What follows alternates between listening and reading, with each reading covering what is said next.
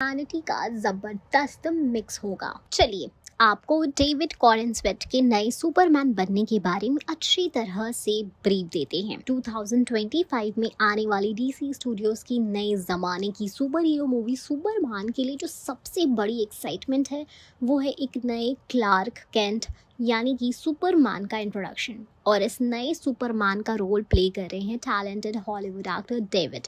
उन्होंने officially Superman की legacy को अपने कंधों पर उठाया है और उनका लुक, स्टाइल और बैकग्राउंड फैंस के बीच भी काफ़ी डिस्कशन का टॉपिक बना हुआ है। डेविड कॉरेंसवेट एक अमेरिकन एक्टर हैं जो पहले भी कई टीवी शोज और फिल्म्स में काम कर चुके हैं, जैसे कि द पॉलिटिशियन नेटफ्लिक्स सीरीज है, Hollywood Netflix limited series Pearl horror movie. उनका स्टाइल और screen presence classic Hollywood leading माना जा रहा है और ये क्लासिक हॉलीवुड लीडिंग मैन जैसा है। Sharp jaw line, charming smile और कमांडिंग स्क्रीन ऑरा। और यही वजह है कि जब उन्हें सुपरमैन के रोल के लिए कास्ट किया गया तो कई लोगों ने कहा कि उनका फेस क्लासिक सुपरमैन कॉमिक्स के सुपरमैन से काफी सिमिलर है। सुपरमैन 2025 क्या रोल है इसमें डेविड का? सुपरमैन मूवी में डेविड क्लार्क केंट और सुपरमैन का रोल प्ले करें। स्टोरी लाइन के हिसाब से क्लार्क केंट एक क्रिप्टोनियन है, एक ऐसे एलियन प्लैनेट क्रिप्टोन का सर्वाइवर जिसका विनाश हो चुका है। उसके बायोलॉजिकल पेरेंट्स ने उसे छोटी सी उम्र में एक स्पेसशिप में अर्थ पर भेज दिया था ताकि वो जिंदा रह सके। अर्थ पर उसे एक ह्यूमन कपल यानी जोनाथन और मार्था केंट ने अडॉप्ट किया और उसका अपब्रिंगिंग एक आम इंसान की तरह हुआ है। बड़ा हो के क्लार्क ने अपने अंदर छिपे पावरफुल एबिलिटीज़ को समझा और एक सुपर हीरो सुपरमैन बन गया जो लोगों की मदद करता है, दुनिया को बचाता है और जस्टिस के लिए फाइट करता है।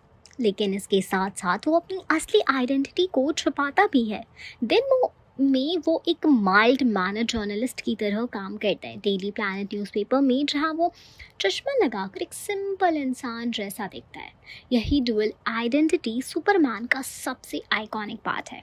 एक तरफ दुनिया का सबसे पावरफुल इंसान और दूसरी तरफ एक शरीफ सा रिपोर्टर। जेम्स गन का वचन। इस नई सुपरमैन मूवी को डायरेक्ट कर रहे हैं जेम्स गन, जिन्होंने पहले गार्डियन ऑफ द गैलेक्सी और द सुसाइड स्क्वाड जैसे क्वर्की और इमोशनल सुपर हीरो मूवीज बनाई हैं। जेम्स गन ने खुद कहा है कि वो सुपरमैन को एक होपफुल, इमोशनल और ग्राउंडेड हीरो के रूप में देखना चाहते हैं जो सिर्फ ताकत के लिए नहीं बल्कि इंसानियत के लिए लड़ता है।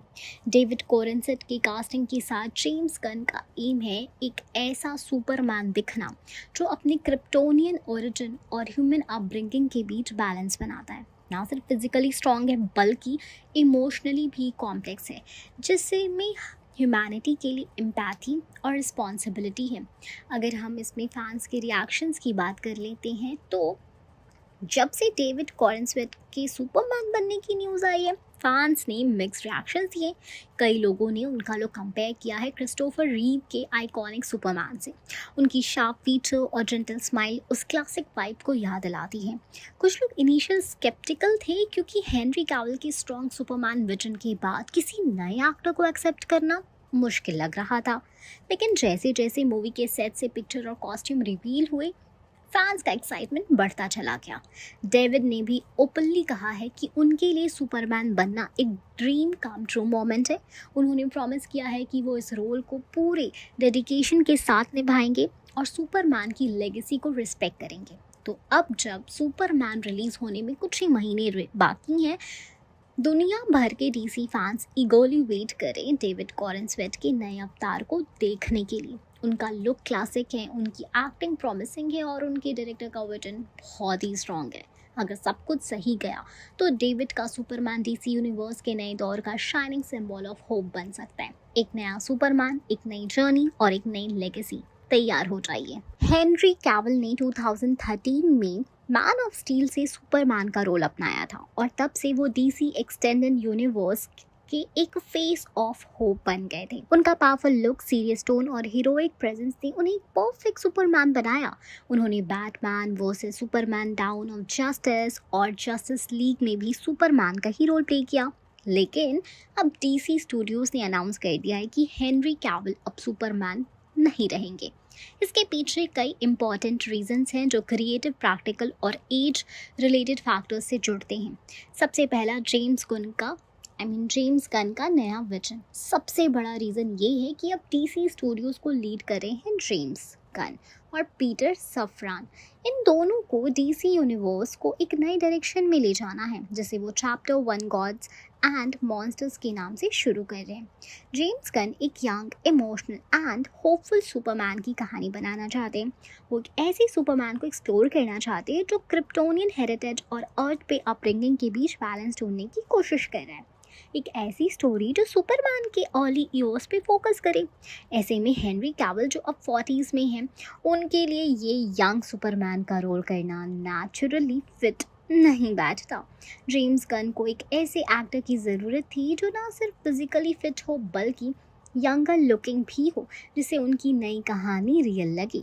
हेनरी कैविल का सुपरमैन ऑलरेडी स्टैब्लिश था, उनका टोन सीरियस था और उनकी दुनिया जैक की डायरेक्शन में ही बनी थी, डार्क, इंटेंस और थोड़ी ग्रिम। चलिए आपको क्रिस्टोफर रीव की जिंदगी और सुपरमैन बनने से लेकर उनके अंत तक की कहानी डिटेल में बता दें। क्रिस्टोफर रीव का जन्म 25 सितंबर 1952 को हुआ था। उन्होंने अपनी अर्ली लाइफ न्यूयॉर्क में ही बिताई और बचपन से ही उनमें एक अलग कैरिज्मा था।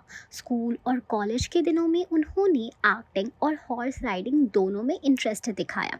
उनकी हाइट, उनका पॉस्चर और उनकी जेंटल स्माइल ने प्रोड्यूसर्स का ध्यान जल्दी से खींच लिया।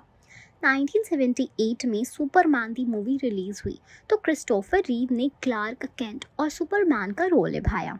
उस समय उनकी एज करीब 25 से 26 साल थी, जो परफेक्टली सूट करती थी एक यंग सुपरमैन के इमेज के लिए। उन्होंने अपनी नेचुरल एक्टिंग के स्टाइल से सभी को इम्प्रेस कर दिया।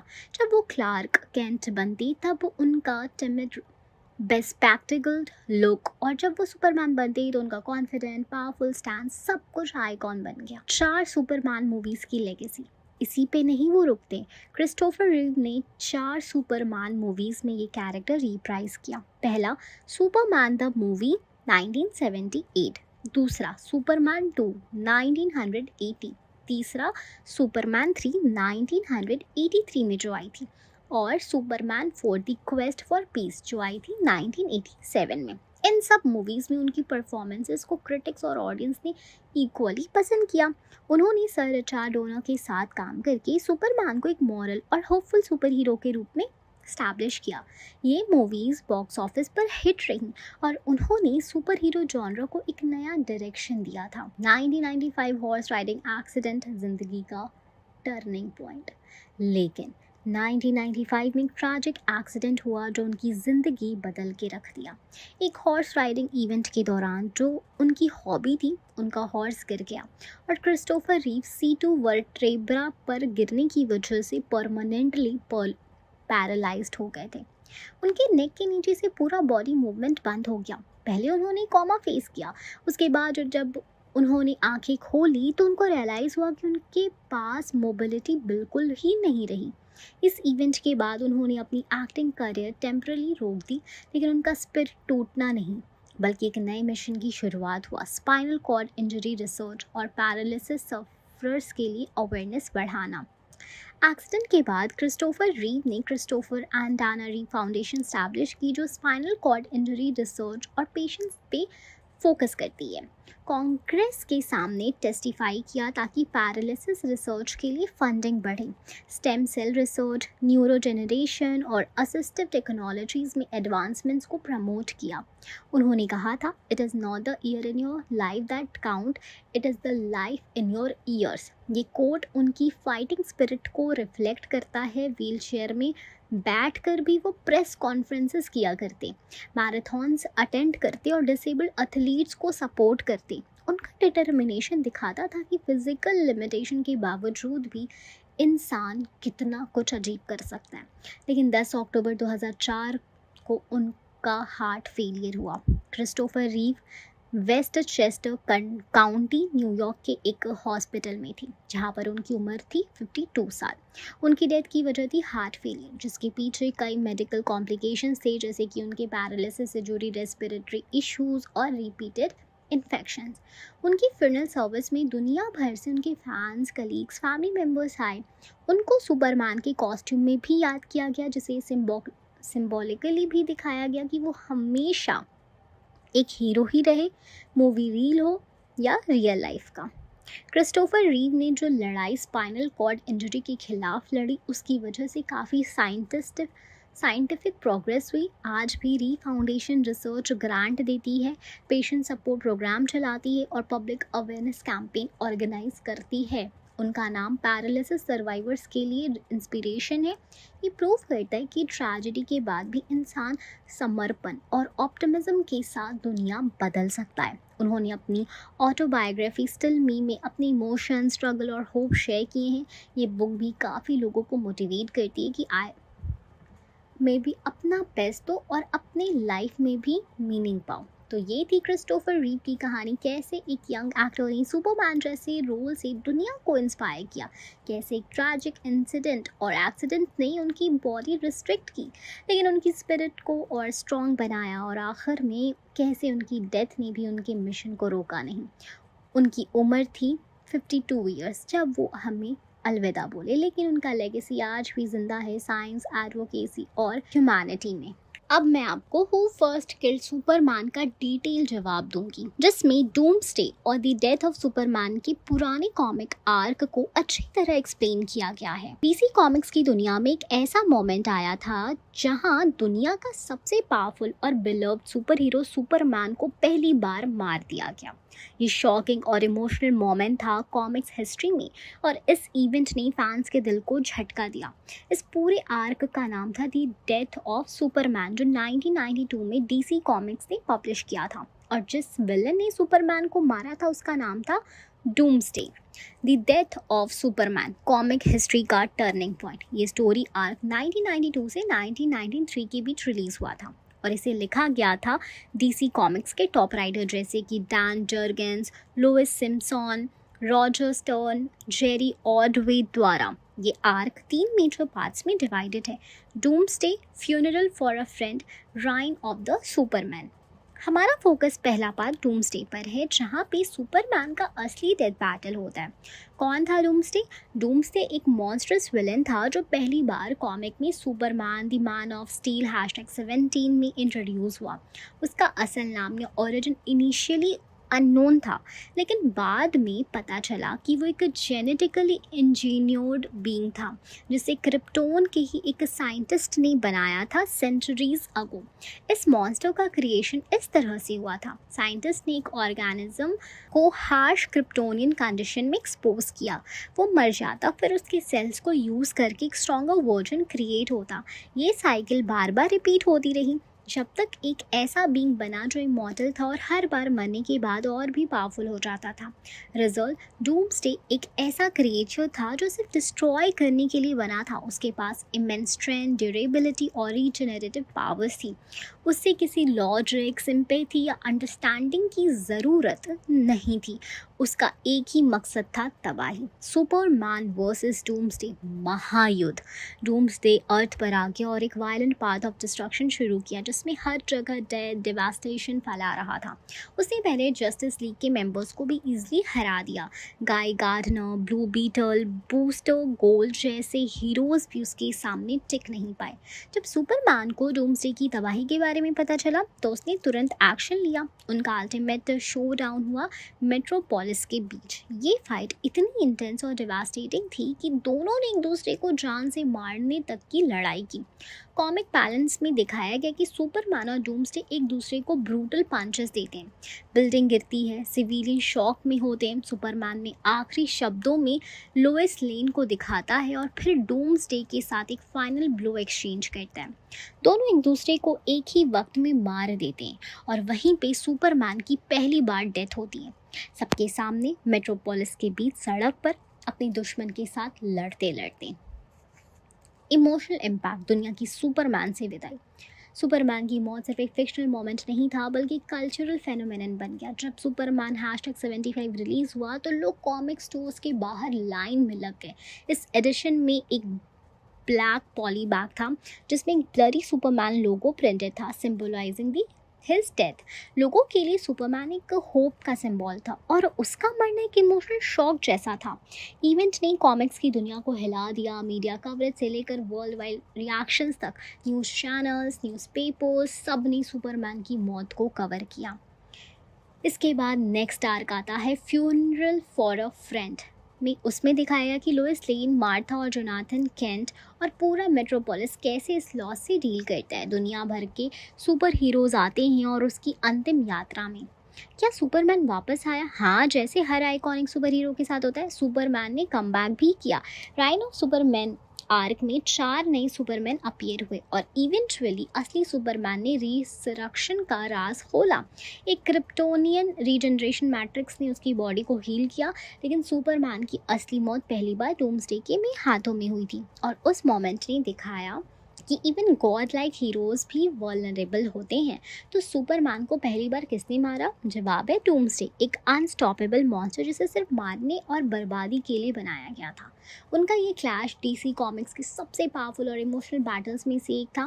द डेथ ऑफ सुपरमैन सिर्फ एक कहानी नहीं बल्कि एक लेगेसी बन गया, जहाँ से दुनिया ने जाना कि असली हीरो सिर्फ जीतने में नहीं, सैक्रिफाइस करने में भी होता है। तो ये थी पता चलने वाली बात कि सुपरमैन वापस कैसे आया। अब बात करते हैं कि who could beat Superman in a fight, जिसमें सुपरमैन को हराने वाले आइकॉनिक कैरेक्टर को स्ट्रैटेजी, पावर और टैक्टिक्स के बेसिस पर एक्सप्लेन करेंगे। कौन सुपरमैन को हरा सकता है? दुनिया की सबसे मजबूत सुपर हीरो को गिराने वाले कैरेक्टर। सुपरमैन को दुनिया का सबसे पावरफुल सुपर हीरो माना जाता है। उसके पास super strength, super speed, flight, laser vision, X ray vision और इनवल्नरेबिलिटी जैसी पावर्स है। लेकिन इसका मतलब ये नहीं कि उससे हराना पॉसिबल है। डीसी यूनिवर्स और बियॉन्ड के कई कैरेक्टर्स ने सुपरमैन को या तो फिजिकली, मेंटली या स्ट्रैटेजिकली बीट किया है। चलिए देखते हैं कुछ ऐसे लेजेंडरी कैरेक्टर जो सुपरमैन को हरा चुके हैं या हरा सकते हैं। सबसे पहले आता है लेक्स लूथर, दिमाग से बहुत ही मजबूत। सुपरमैन का सबसे बड़ा दुश्मन है लेक्स लूथर। वो कोई एलियन या मॉन्स्टर नहीं बल्कि एक जीनियस लेवल ह्यूमन है। उसके पास ना सुपर पावर्स है ना फ्लाइट, लेकिन उसका दिमाग और एम्बिशन सुपरमैन से टक्कर लेता है।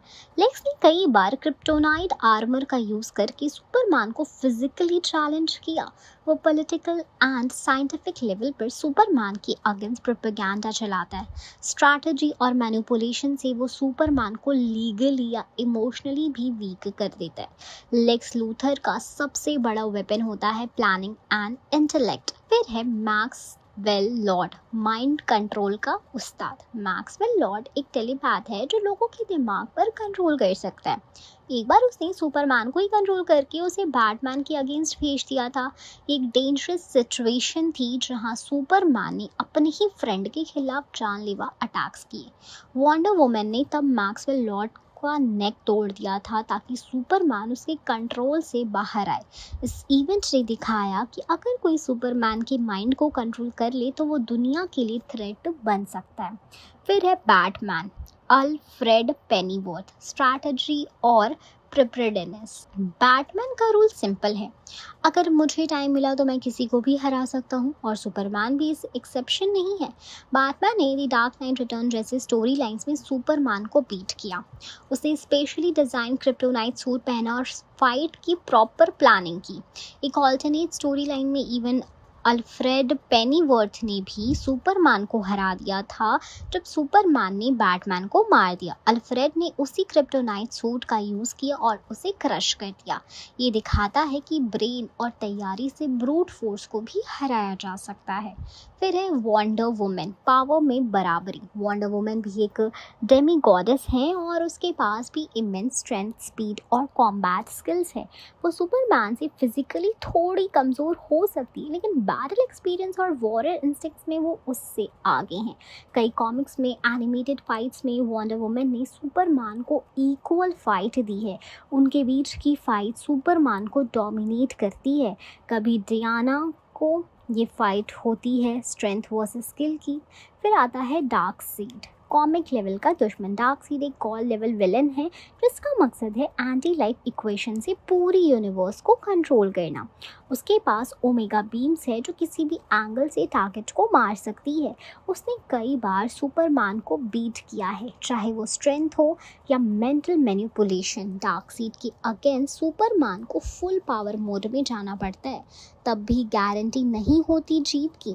फिर है ब्रेनिक, इंटेलिजेंस और टेक का रावण। ब्रेनिक एक सुपर इंटेलिजेंट एलियन एआई है जो प्लैनेट्स को श्रिंक करके कलेक्ट करता है। उसके पास एडवांस एलियन टेक है, vast knowledge of krypton and Superman है और साइकोलॉजिकल वॉरफेयर का एक्सपीरियंस है। ब्रेनियाक सुपरमैन को ना सिर्फ फिजिकली हराता है बल्कि इमोशनली भी ब्रेक डाउन करता है, स्पेशली जब वो क्रिप्टोन और उसके पास्ट से जुड़ी बातें करता है। फिर आता है गॉडजिला, अल्टरनेटिव यूनिवर्स बैटल।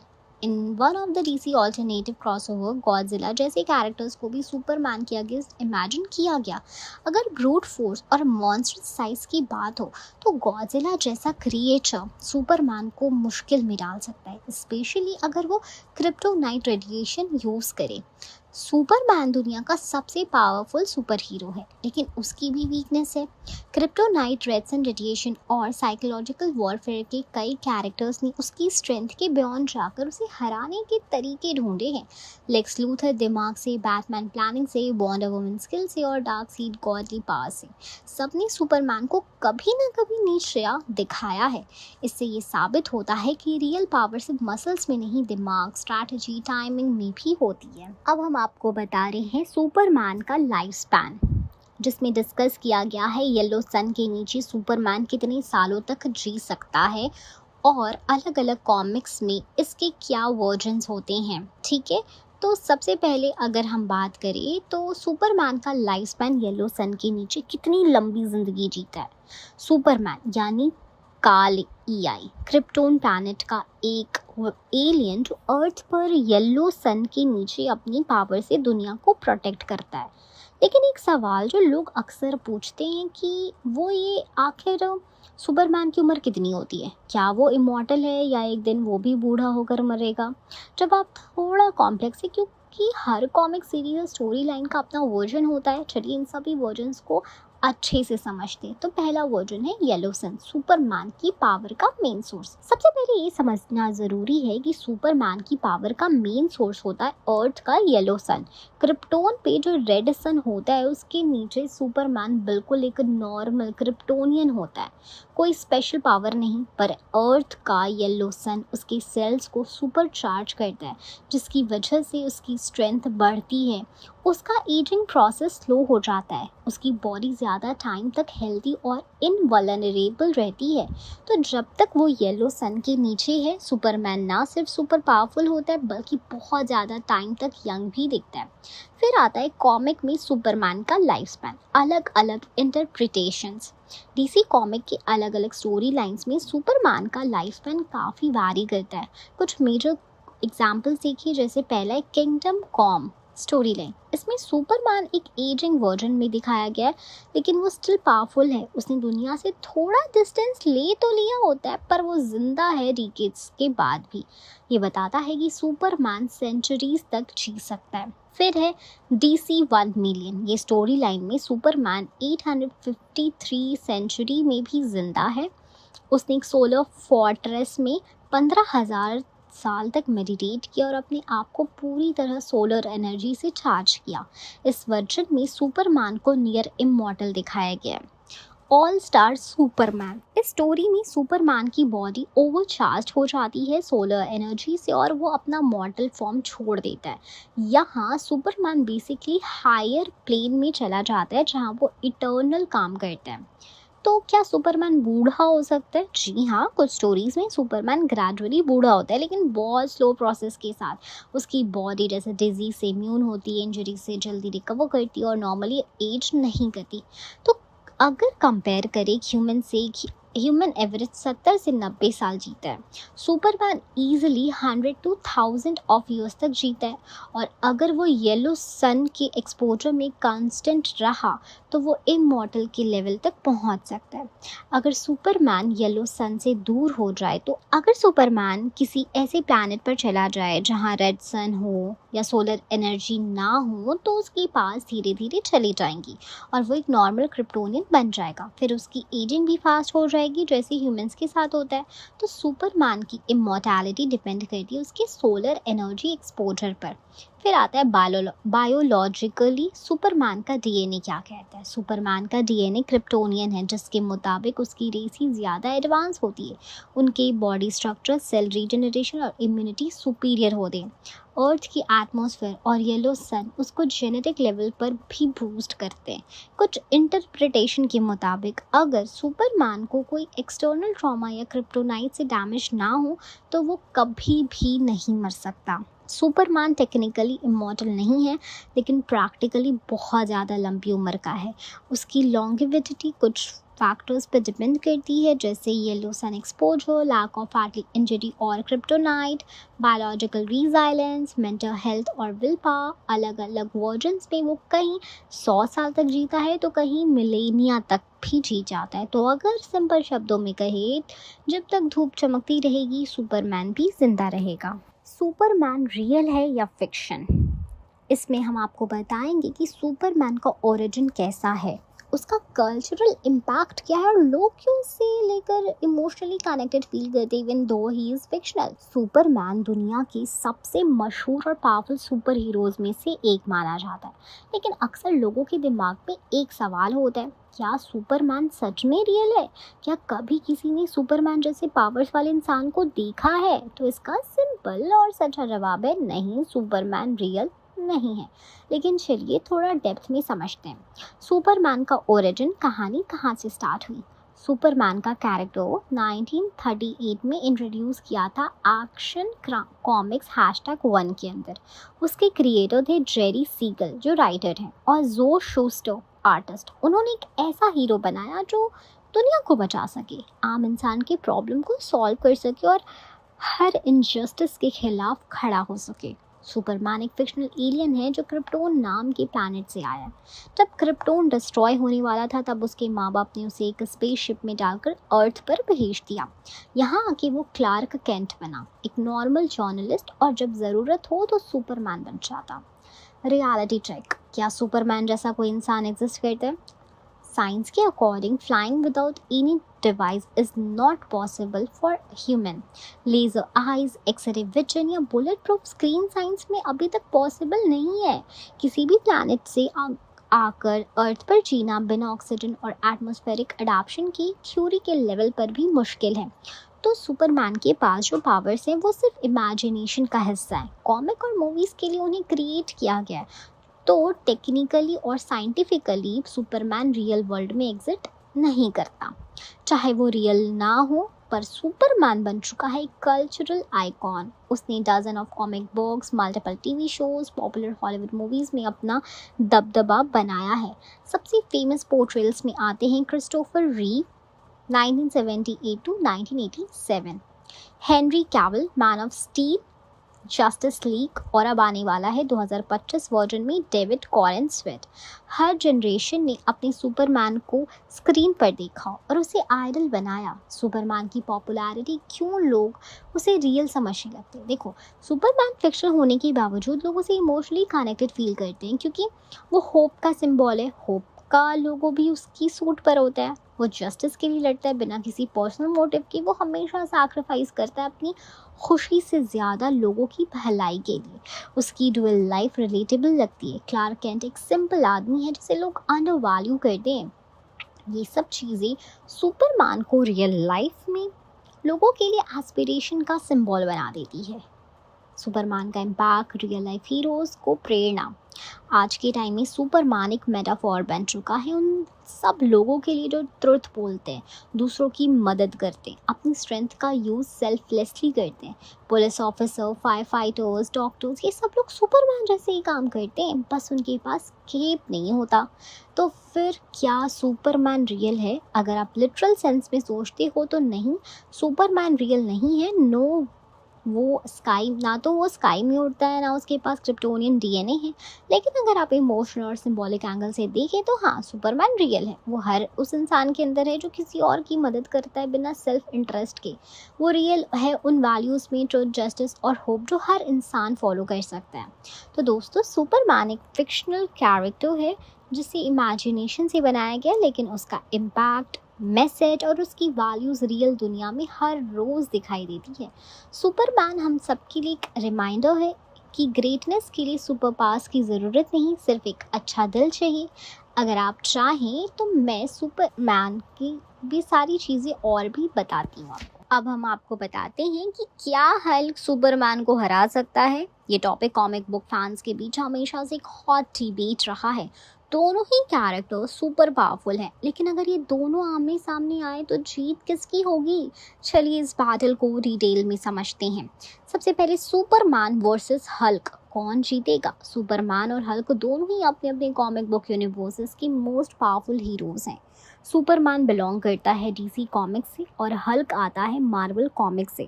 दोनों के पास अनइमेजिनेबल स्ट्रेंथ है, लेकिन उनकी पावर्स और फाइटिंग स्टाइल काफ़ी डिफरेंट है। तो चलिए पहले दोनों पावर्स को अलग अलग समझते हैं। सुपरमैन की पावर। सुपरमैन एक क्रिप्टोनियन एलियन है जो अर्थ पर येलो सन के under extra ordinary powers develop करता है। उसके कुछ मेजर पावर्स हैं, जैसे सुपर स्ट्रेंथ, वो बिल्डिंग्स उठा सकता है, माउंटेन तोड़ सकता है। फिर एक और है सुपर स्पीड, वो लाइट से भी तेज़ दौड़ सकता है। फ्लाइट, वो आसानी से उड़ सकता है। हीट विजन, उसकी आंखों से फायर लाइक एनर्जी बीम्स निकलती है।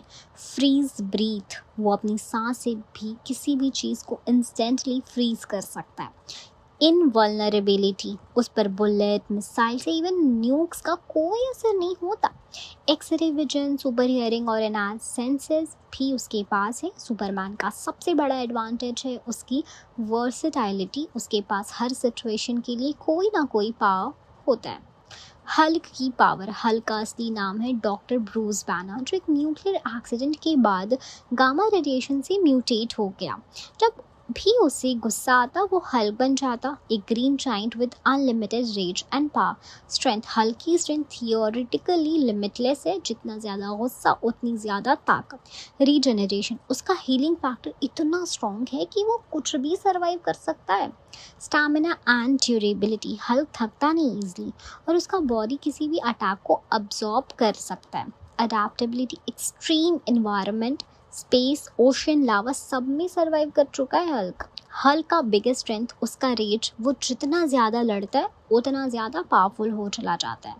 सुपरमैन का एडवांटेज। स्पीड। हल्क के कंपैरिजन में सुपरमैन अल्ट्रा फास्ट है, वो फाइट के अंदर हल्क को बार बार बीट करके डॉज कर सकता है।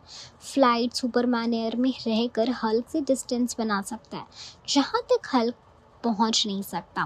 Powers variety. सुपरमैन के पास ज़्यादा ऑप्शंस है। हीट विजन, फ्रीज ब्रीथ और इंटेलिजेंस के साथ उसकी प्लानिंग भी बेहतर होती है। एक्सपीरियंस। सुपरमैन ने डार्कसीड, ब्रैनाइक और डूम्सडे जैसे कॉमिक्स लेवल विलन से फाइट की है। हल्क का काउंटर की अगर बात करें तो अनलिमिटेड स्ट्रेंथ, अगर फाइट लंबी चले तो हल्क की स्ट्रेंथ बढ़ती ही रहेगी। Raise mode. हल्क कभी गिव अप नहीं करता, उसके इमोशनल आउटबर्स्ट उससे और भी ज़्यादा अनस्टॉपेबल बना देते हैं।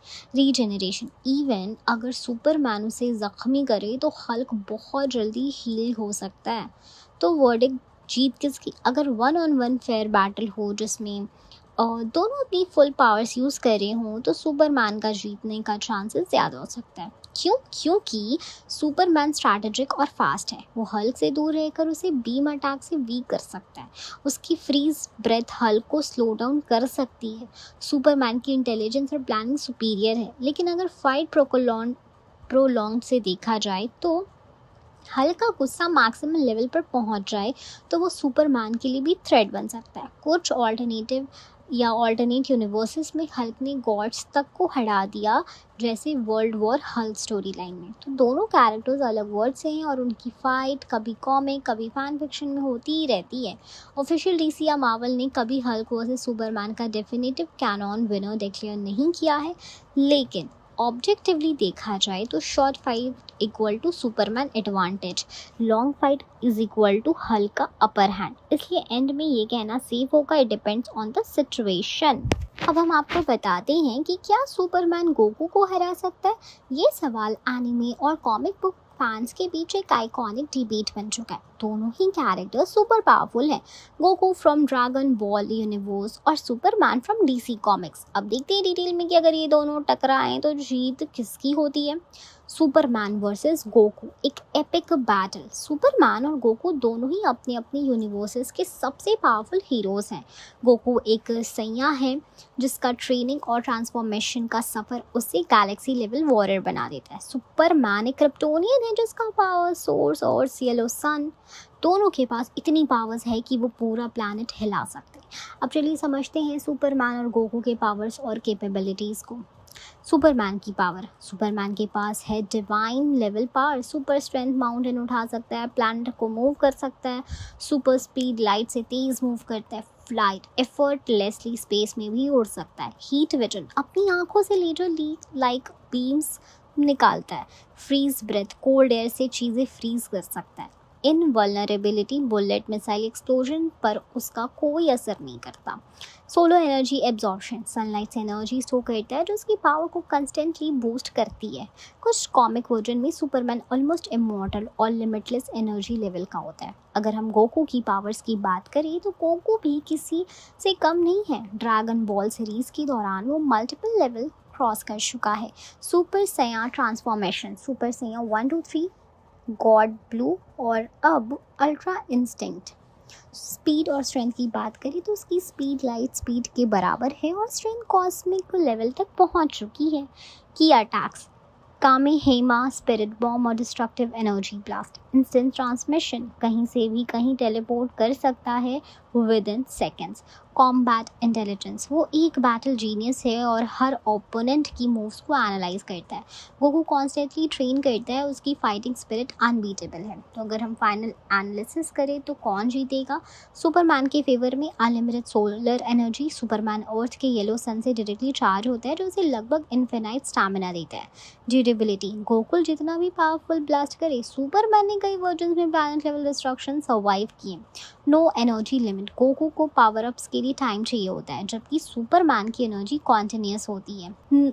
Speed plus strength combo, Superman कई बार फास्टर देन इंस्टेंट ट्रांसमिशन भी दिखाया गया है कॉमिक्स में। गोकू के फेवर में कॉम्बैट ट्रेनिंग की बात करें तो गोकू ने कई एलियन और डिवाइन वॉरियर से ट्रेनिंग ली है। वो फाइट में स्मार्टर है।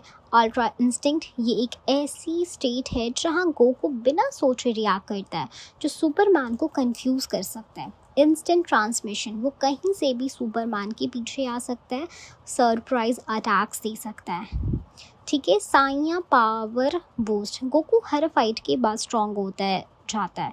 अगर पहला राउंड हारे भी तो नेक्स्ट में वो कमबैक करता है। तो अगर फाइनल वर्डिक्ट दे तो जीत किसकी? डेड बैटल जैसे शोज ने सुपरमैन को विनर डिक्लेयर किया है, मेनली इस बेसिस पर कि सुपरमैन की पावर लिमिटेड नहीं है जबकि गोकू का बॉडी एक पॉइंट के बाद फटीग शो करता है। सुपरमैन सोलर बैटरी की तरह काम करता है, जितना फाइट चले वो स्ट्रॉन्ग होता जाता है। गोकू के मूव्स सुपरमैन को नॉकआउट करने के लिए शायद काफ़ी ना हो, स्पेशली सुपरमैन अपना फुल पोटेंशियल अनलीश करे। लेकिन अगर फाइट मानो इक्वल कंडीशन पर हो, जैसे neutral ground, no sun for Superman और गोकू अल्ट्रा इंस्टिंक्ट में हो, तो गोकू के जीतने के चांसेस भी बढ़ जाते हैं।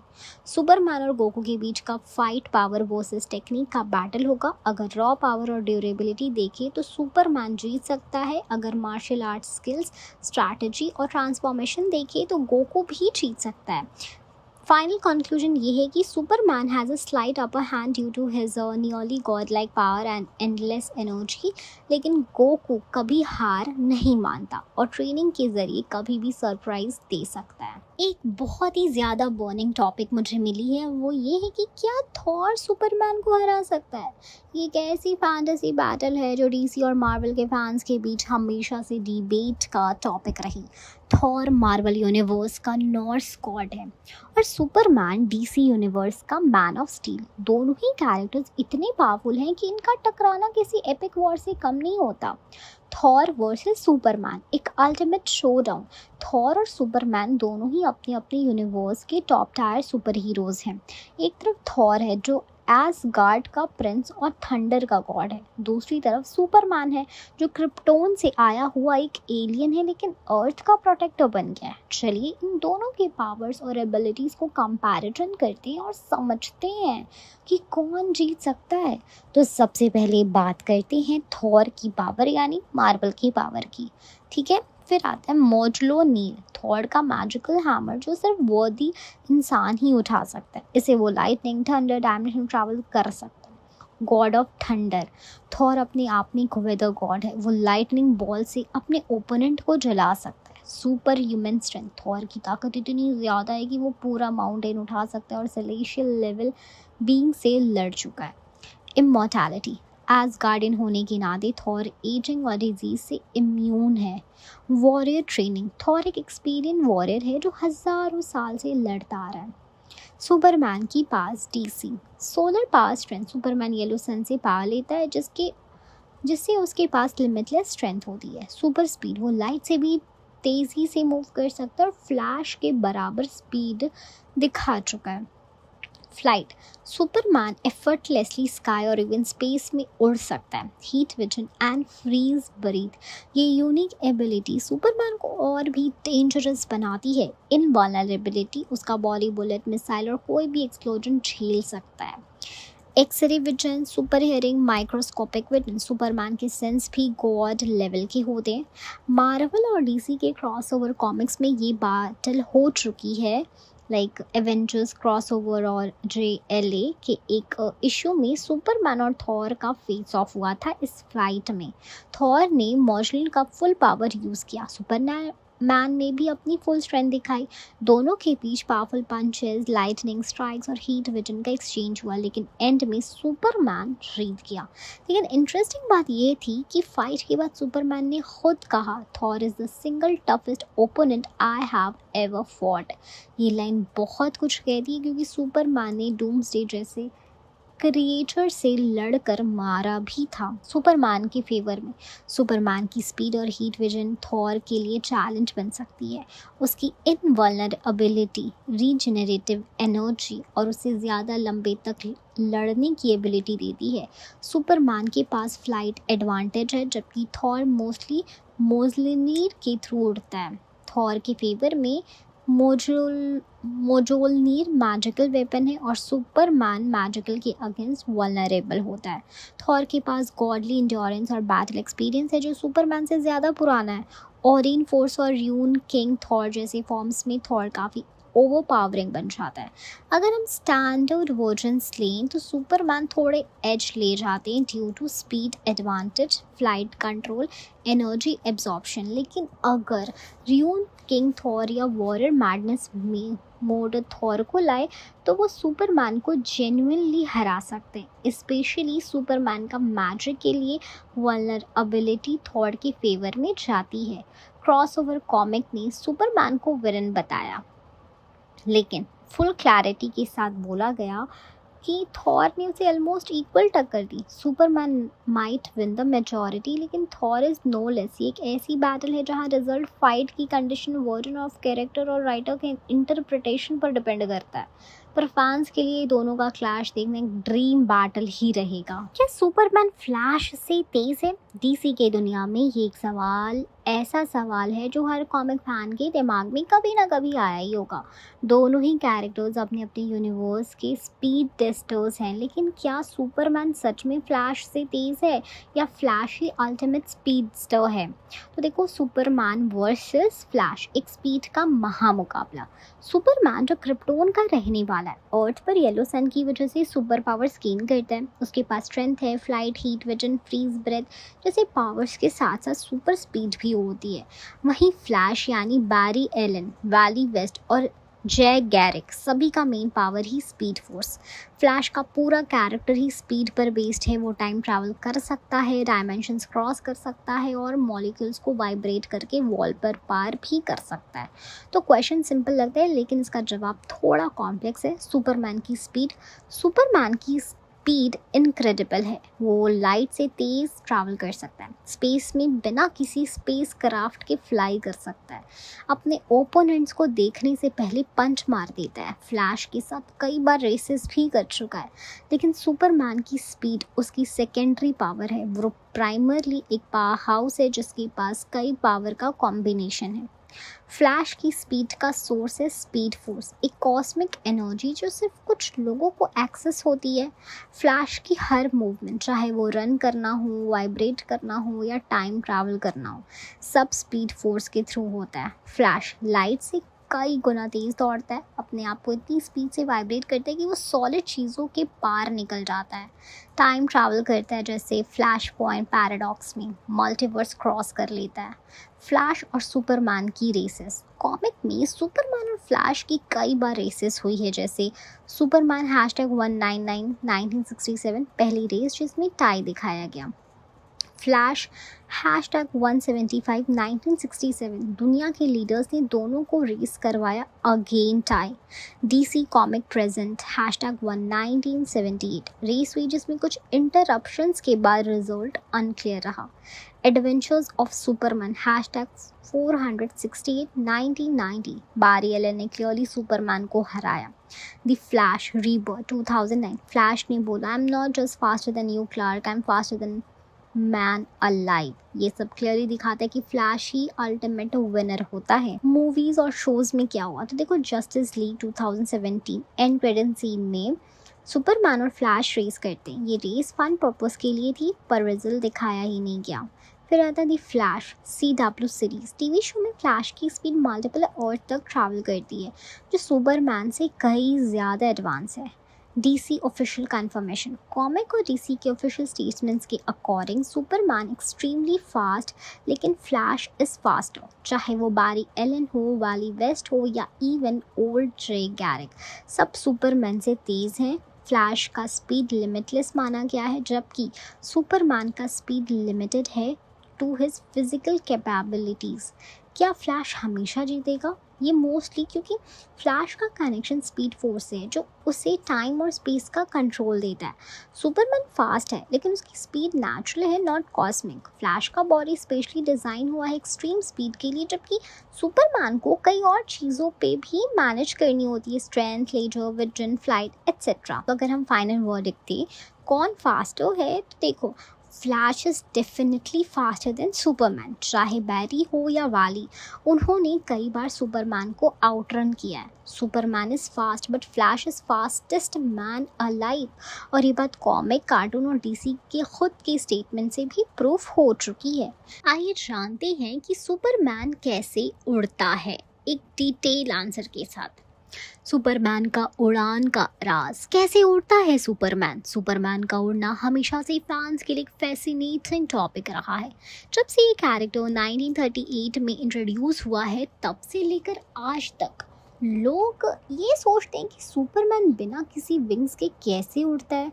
उसके पास ना तो कोई जेट पैक है, ना ही कोई एरोप्लेन, फिर भी वो आसमान में बिजली की तरह घूमता है, स्पेस तक चला जाता है और कुछ ही सेकंड्स में दुनिया के किसी भी कोने में पहुंच जाता है।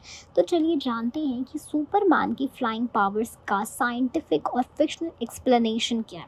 सुपरमैन की पावर्स की ओरिजिन क्रिप्टोन से अर्थ तक। सुपरमैन का असली नाम है और क्रिप्टोन प्लैनेट का रहने वाला। जब क्रिप्टोन डिस्ट्रॉय हो गया, उसके माँ बाप ने उसे अर्थ पे भेज दिया। अर्थ पे आके येलो सन की रेडिएशन ने उसका DNA एक्टिवेट हो गया, जिससे उसके अंदर एक्स्ट्रा ऑर्डिनरी पावर्स आई। इन पावर्स में इंक्लूड है super human strength, X ray vision, heat vision, freeze to breath और सबसे आइकॉनिक फ्लाइट। येलो सन और सुपरमैन की बॉडी का कनेक्शन। सुपरमैन की बॉडी बेसिकली एक सोलर बैटरी की तरह काम करती है। जब वो अर्थ के येलो सन के कांटेक्ट में आते हैं, उसकी बॉडी उस एनर्जी को अब्जॉर्ब करके उसे फिजिकल पावर्स में कन्वर्ट करती है। साइंटिफिकली डीसी के कुछ मॉडर्न कॉमिक्स ये सजेस्ट करते हैं कि सुपरमैन के पास एक बायो इलेक्ट्रिक ऑरा होती है। ये ऑरा एक इनविजिबल एनर्जी फील्ड होता है जो उसके बॉडी के चारों तरफ होता है। इसी ऑरा की वजह से उसके कपड़े डैमेज नहीं होते, वो हवा में फ्लोट कर सकता है, उसका बॉडी रेजिस्टेंस बढ़ सकता है और सबसे इम्पॉर्टेंट वो उड़ सकता है। सुपरमैन फ्लाइट का science fictional explanation. Bio electric aura से ग्रेविटी कंट्रोल। कॉमिक के मुताबिक सुपरमैन अपने इस बायो इलेक्ट्रिक ऑरा का यूज़ करके अपने ऊपर लगने वाली ग्रेविटी को मैनिपुलेट करता है। मतलब जब वो चाहता है उड़ता है तो अपने वेट को ज़ीरो के आसपास ले जाता है। जब उसे तेज़ी से नीचे आना होता है तो वो अपने आप को एक्सट्रीमली हैवी बना देता है। इस प्रोसेस में उसे एक नेचुरल प्रोपल्शन मिलता है जिससे वो फ्लोट करता है और एक डायरेक्शन में मूव कर सकता है। Mind control. सुपरमैन की फ्लाइंग एबिलिटी का एक और एक्सप्लेनेशन ये भी है कि वो अपने माइंड से फ्लाइट को कंट्रोल करता है। जैसे हम वॉक करते बिना सोच के, वैसे ही सुपरमैन भी उड़ता है अपने सबकॉन्शियस माइंड के थ्रू। मूवी और कार्टून में कैसे दिखाया गया तो देखो, क्रिस्टोफर रीव सुपरमैन मूवीज़, उनमें सुपरमैन सीधा ज़मीन से लीप करता है और आसमान में उड़ जा सकता है। उसकी फ्लाइट को नेचुरल लगने के लिए स्पेशल इफेक्ट यूज़ किए गए थे। Man of steel 2013। इस मूवी में सुपरमैन इनिशियली जंप करता है लेकिन धीरे धीरे वो सीख जाता है बैलेंस बनाना और फिर पावरफुल फुल फ्लाइट करता है। मूवी ने उसकी फ्लाइट को एक कंट्रोल टेक ऑफ जैसा दिखाया। सुपरमैन का कंट्रोल और डायरेक्शन। सुपरमैन का फ्लाइंग कंट्रोल सिर्फ वर्टिकल नहीं होता, वो लेफ्ट राइट ऊपर नीचे जा सकता है, होवर कर सकता है, एक ही जगह पर रुक के उड़ना, हाई स्पीड ट्रैवल कर सकता है बिना किसी प्रोपल्शन के। और ये सब होता है उसके दिमाग के कंट्रोल से। उसका दिमाग कंस्टेंटली ग्रेविटी और एयर प्रेशर के साथ ट्यून इन होता है। स्पेस में उड़ना। सबसे इंटरेस्टिंग बात ये है कि सुपरमैन सिर्फ अर्थ के एटमॉस्फेयर में ही नहीं है बल्कि स्पेस में भी उड़ सकता है बिना किसी ऑक्सीजन मास्क के। ये इस बात को सजेस्ट करता है कि उसका मेटाबॉलिज्म और लंग्स इतना पावरफुल है कि वो एक्सटेंडेड पीरियड्स तक वैक्यूम में सर्वाइव कर सकता है। तो ओवरऑल एक कंक्लूजन ये आता है कि सुपरमैन का उड़ना एक मिक्स है एलियन फिजियोलॉजी, सोलर एनर्जी का एब्जॉर्प्शन, बायोइलेक्ट्रिक ऑरा और मेंटल कंट्रोल का। डीसी कॉमिक ने इसे इतना एंगेजिंग बना दिया है कि चाहे जितना भी फिक्शनल हो फिर भी हर फैन उसे बिलीव करता है। तो अगली बार जब आप सुपरमैन को आसमान में उड़ते देखें तो याद रखिए वो सिर्फ अपनी स्ट्रेंथ से नहीं बल्कि कॉस्मिक मैकेनिज्म और एडवांस कंट्रोल सिस्टम से उड़ता है। वेनॉम और सुपरमैन का कनेक्शन। क्या दोनों का कोई रिश्ता है? जब हम वेनॉम और सुपरमैन के बारे में सोचते तो सबसे पहले दिमाग में आता है ये दोनों अलग अलग यूनिवर्स से बिलोंग करते हैं। सुपरमैन है डीसी कॉमिक्स का आइकॉनिक सुपर हीरो। वेनॉम है मार्वल कॉमिक का एक एंटी हीरो सुपर विलन जो स्पाइडरमैन यूनिवर्स से जुड़ा है। लेकिन फिर भी कई फैंस कंफ्यूज रहते हैं या क्यूरियस होते हैं कि क्या वेनॉम और सुपरमैन के बीच कोई डायरेक्ट या इनडायरेक्ट कनेक्शन है। आइए इस टॉपिक का अच्छे तरीके से ब्रेक डाउन करते हैं in terms of origin, power, similarities, fan theories और रेयर क्रॉसओवर। सबसे पहले ओरिजिन स्टोरी कंपैरिजन करते हैं। सुपरमैन प्लैनेट क्रिप्टोन से अर्थ पर आया था। येलो सन की वजह से उसके पास सुपर पावर्स है। वो क्लार्क केंट के नाम से एक जर्नलिस्ट की लाइफ जीता है। हीरोइक नेचर का है, हमेशा लोगों की हेल्प करता है। अब बात करते हैं वेनोम। एक एलियन सिम्बायोट है जो होस्ट के साथ बॉन्ड करता है। पहला पॉपुलर होस्ट था एडी ब्रॉक। जब स्पाइडरमैन ने उसे रिजेक्ट किया तब वेनॉम ने एरी से बॉन्ड बनाया। इनिशियली विलन था लेकिन बाद में एंटी हीरो बन गया। दोनों को ओरिजिन एलियन बैकग्राउंड से ही है। सुपरमैन क्रिप्टोनियन है और वेनॉम एक पैरासिटिक एलियन सिम्बायोट है। दोनों एक्स्ट्रा टेरिटोरियल स्पीशीज से बिलोंग करते हैं। फिर आता है पावर का कंपैरिजन। तो देखो, पावर सुपर स्ट्रेंथ सुपरमैन में है, वेनॉम में भी है। फ्लाइट जो है वो सुपरमैन में है और वेनॉम में नहीं है। इनवल्नरेबिलिटी सुपरमैन में है लेकिन वेनोम में हाई रेजिस्टेंस में है। शेप शिफ्टिंग सुपरमैन नहीं कर सकता लेकिन वेनोम कर सकता है। हीलिंग मॉडरेट है सुपरमैन की और वेनोम की एक्सट्रीमली फास्ट हीलिंग होती है। एलियन ओरिजिन जो है वो क्रिप्टॉन है सुपरमैन और वेनोम जो है क्लिंटार सिम्बायट है। होस्ट डिपेंडेंट नहीं है सुपरमैन और वेनोम जो है एडी फ्लैश ये सबसे होस्ट डिपेंडेंट है। सुपरमैन का पावर सेट सोलर एनर्जी से चार्ज होता है जबकि वेनोम अपने होस्ट के साथ मर्ज होकर उसके पावर्स इन्हांस करता है। दोनों के पास सुपर स्ट्रेंथ और हाई ड्यूरेबिलिटी है लेकिन वेनोम ज़्यादा फ्लेक्सिबल और स्टेल्दी है। ड्यूअल आइडेंटिटी क्लार्क केंट और सुपरमैन एडी ब्रॉक और वेनम दोनों कैरेक्टर्स एक ड्यूअल आइडेंटिटी कैरी करते हैं। एलियन नेचर दोनों अर्थ पर एलियंस है और ह्यूमंस के साथ उनका एडजस्ट करना एक इम्पॉर्टेंट थीम है। Moral struggle Superman mostly pure hearted है लेकिन वेनोम कॉन्स्टेंटली स्ट्रगल करता है अपने वायलेंट नेचर और हीरो बनने की कोशिश के बीच। क्रॉसओवर एंड फैन थ्योरीज की अगर बात करें तो ऑफिशियली वेनोम और सुपरमैन कभी डायरेक्टली नहीं मिले किसी मेन स्ट्रीम कॉमिक में क्योंकि वो डिफरेंट यूनिवर्स है। मार्वल वर्सेस डीसी लेकिन कुछ फैन मेड कॉमिक्स और क्रॉसओवर इवेंट में लोगों ने इमेजिन किया है कि अगर वेनोम ने सुपरमैन को होस्ट बनाया तो क्या होता या सुपरमैन वर्सेस वेनोम फाइट होती तो कौन जीतता। फैन थ्योरी के हिसाब से अगर वेनोम ने सुपरमैन को बॉन्ड किया होता तो वेनोम का स्ट्रेंथ और भी बड़ा हो जाता क्योंकि सुपरमैन के पास ऑलरेडी काफ़ी एनर्जी और सुपर पावर्स है लेकिन सुपरमैन का स्ट्रॉन्ग विल पावर वेनोम को कंट्रोल भी कर सकता था और हो सकता है वेनोम प्योर हीरो बन जाता। पॉप कल्चर में सिमिलैरिटी दोनों के पास आइकॉनिक सूट है सुपरमैन का रेड ब्लू केप और वेनोम का ब्लैक सिम्बायट। दोनों की सिंबॉलिक इमेजरी काफ़ी स्ट्रॉन्ग है सुपरमैन का एस और वेनोम का वाइट स्पाइडर। वीडियो गेम्स और फैन एनिमेशंस में इनके इंटरैक्शंस को एक्सप्लोर किया गया है जैसे यूट्यूब पर कुछ एनिमेटेड बैटल्स जिसमें सुपरमैन वर्सेस वेनोम का फेस ऑफ दिखाया गया है। टेक्निकली अगर मार्वल और डीसी एक क्रॉस ओवर इवेंट बनाए जैसे 1996 में डीसी या मार्वल हुआ था तो वेनोम और सुपरमैन एक ही कॉमिक पैनल में दिख सकते हैं। वो एक फैन ड्रीम होगा जहां सुपरमैन की पावर वर्सेस वेनोम की adaptability, hero versus anti hero, light versus darkness ये सब कुछ एक्सप्लोर किया जा सकता है। वेनोम और सुपरमैन का कोई डायरेक्ट कनेक्शन नहीं है लेकिन उनकी स्टोरीज में कई सिमिलैरिटीज़ और पैरलर्स हैं। दोनों एलियन ओरिजिन हैं, दोनों पावरफुल और कॉम्प्लेक्स कैरेक्टर हैं, दोनों पॉप कल्चर की फ़ैन फेवरेट्स हैं। जब तक मार्वल और डीसी एक और क्रॉस ओवर इवेंट नहीं लाते तब तक हम फैंस के लिए ये सिर्फ इमेजिनेशन और स्पेक्यूलेशंस का खेल है लेकिन एक काफ़ी एंटरटेनिंग और क्रिएटिव खेल। अगर आप चाहें तो ये चीज़ अच्छे से समझ सकते हैं। अब हम बात करेंगे एक इटर्नल डिबेट को लेकर, वो है डीसी वर्सेस मार्वल कौन बेटर है। ये एक ऐसी डिस्कशन है जो हर कॉमिक फैन, मूवी बफ और सुपर हीरो लवर के दिल के बहुत ही करीब है। तो आज हम इसको डिटेल में डिस्कस करेंगे। डीसी वर्सेस मार्वल एक अमर जंग। सुपर हीरो यूनिवर्स में तो सबसे बड़ा नाम है डीसी कॉमिक यानी डिटेक्टिव कॉमिक और मार्वल कॉमिक। दोनों की अपनी एक रिच हिस्ट्री है और दोनों ने दुनिया भर में अपने आइकॉनिक कैरेक्टर से फैंस का दिल जीता। लेकिन जब बात आती है कौन सा बेटर है तो जवाब सिंपल नहीं होता। चलिए कंपेयर करते हैं इन 6 मेजर कैटेगरीज में। पहला category characters and legacy.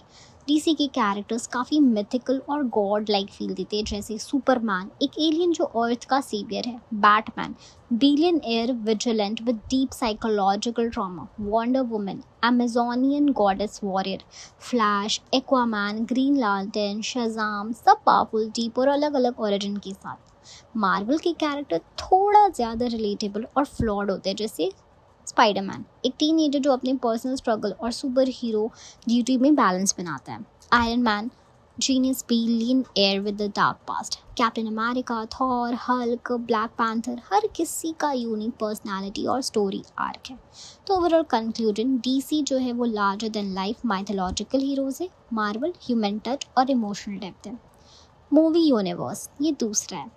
MCU Marvel cinematic universe ने 2008 से लेकर अब तक 30 से ऊपर मूवीज़ बनाई हैं जो कनेक्टेड स्टोरीज के साथ एक बड़ा सिनेमैटिक वर्ल्ड क्रिएट करती है।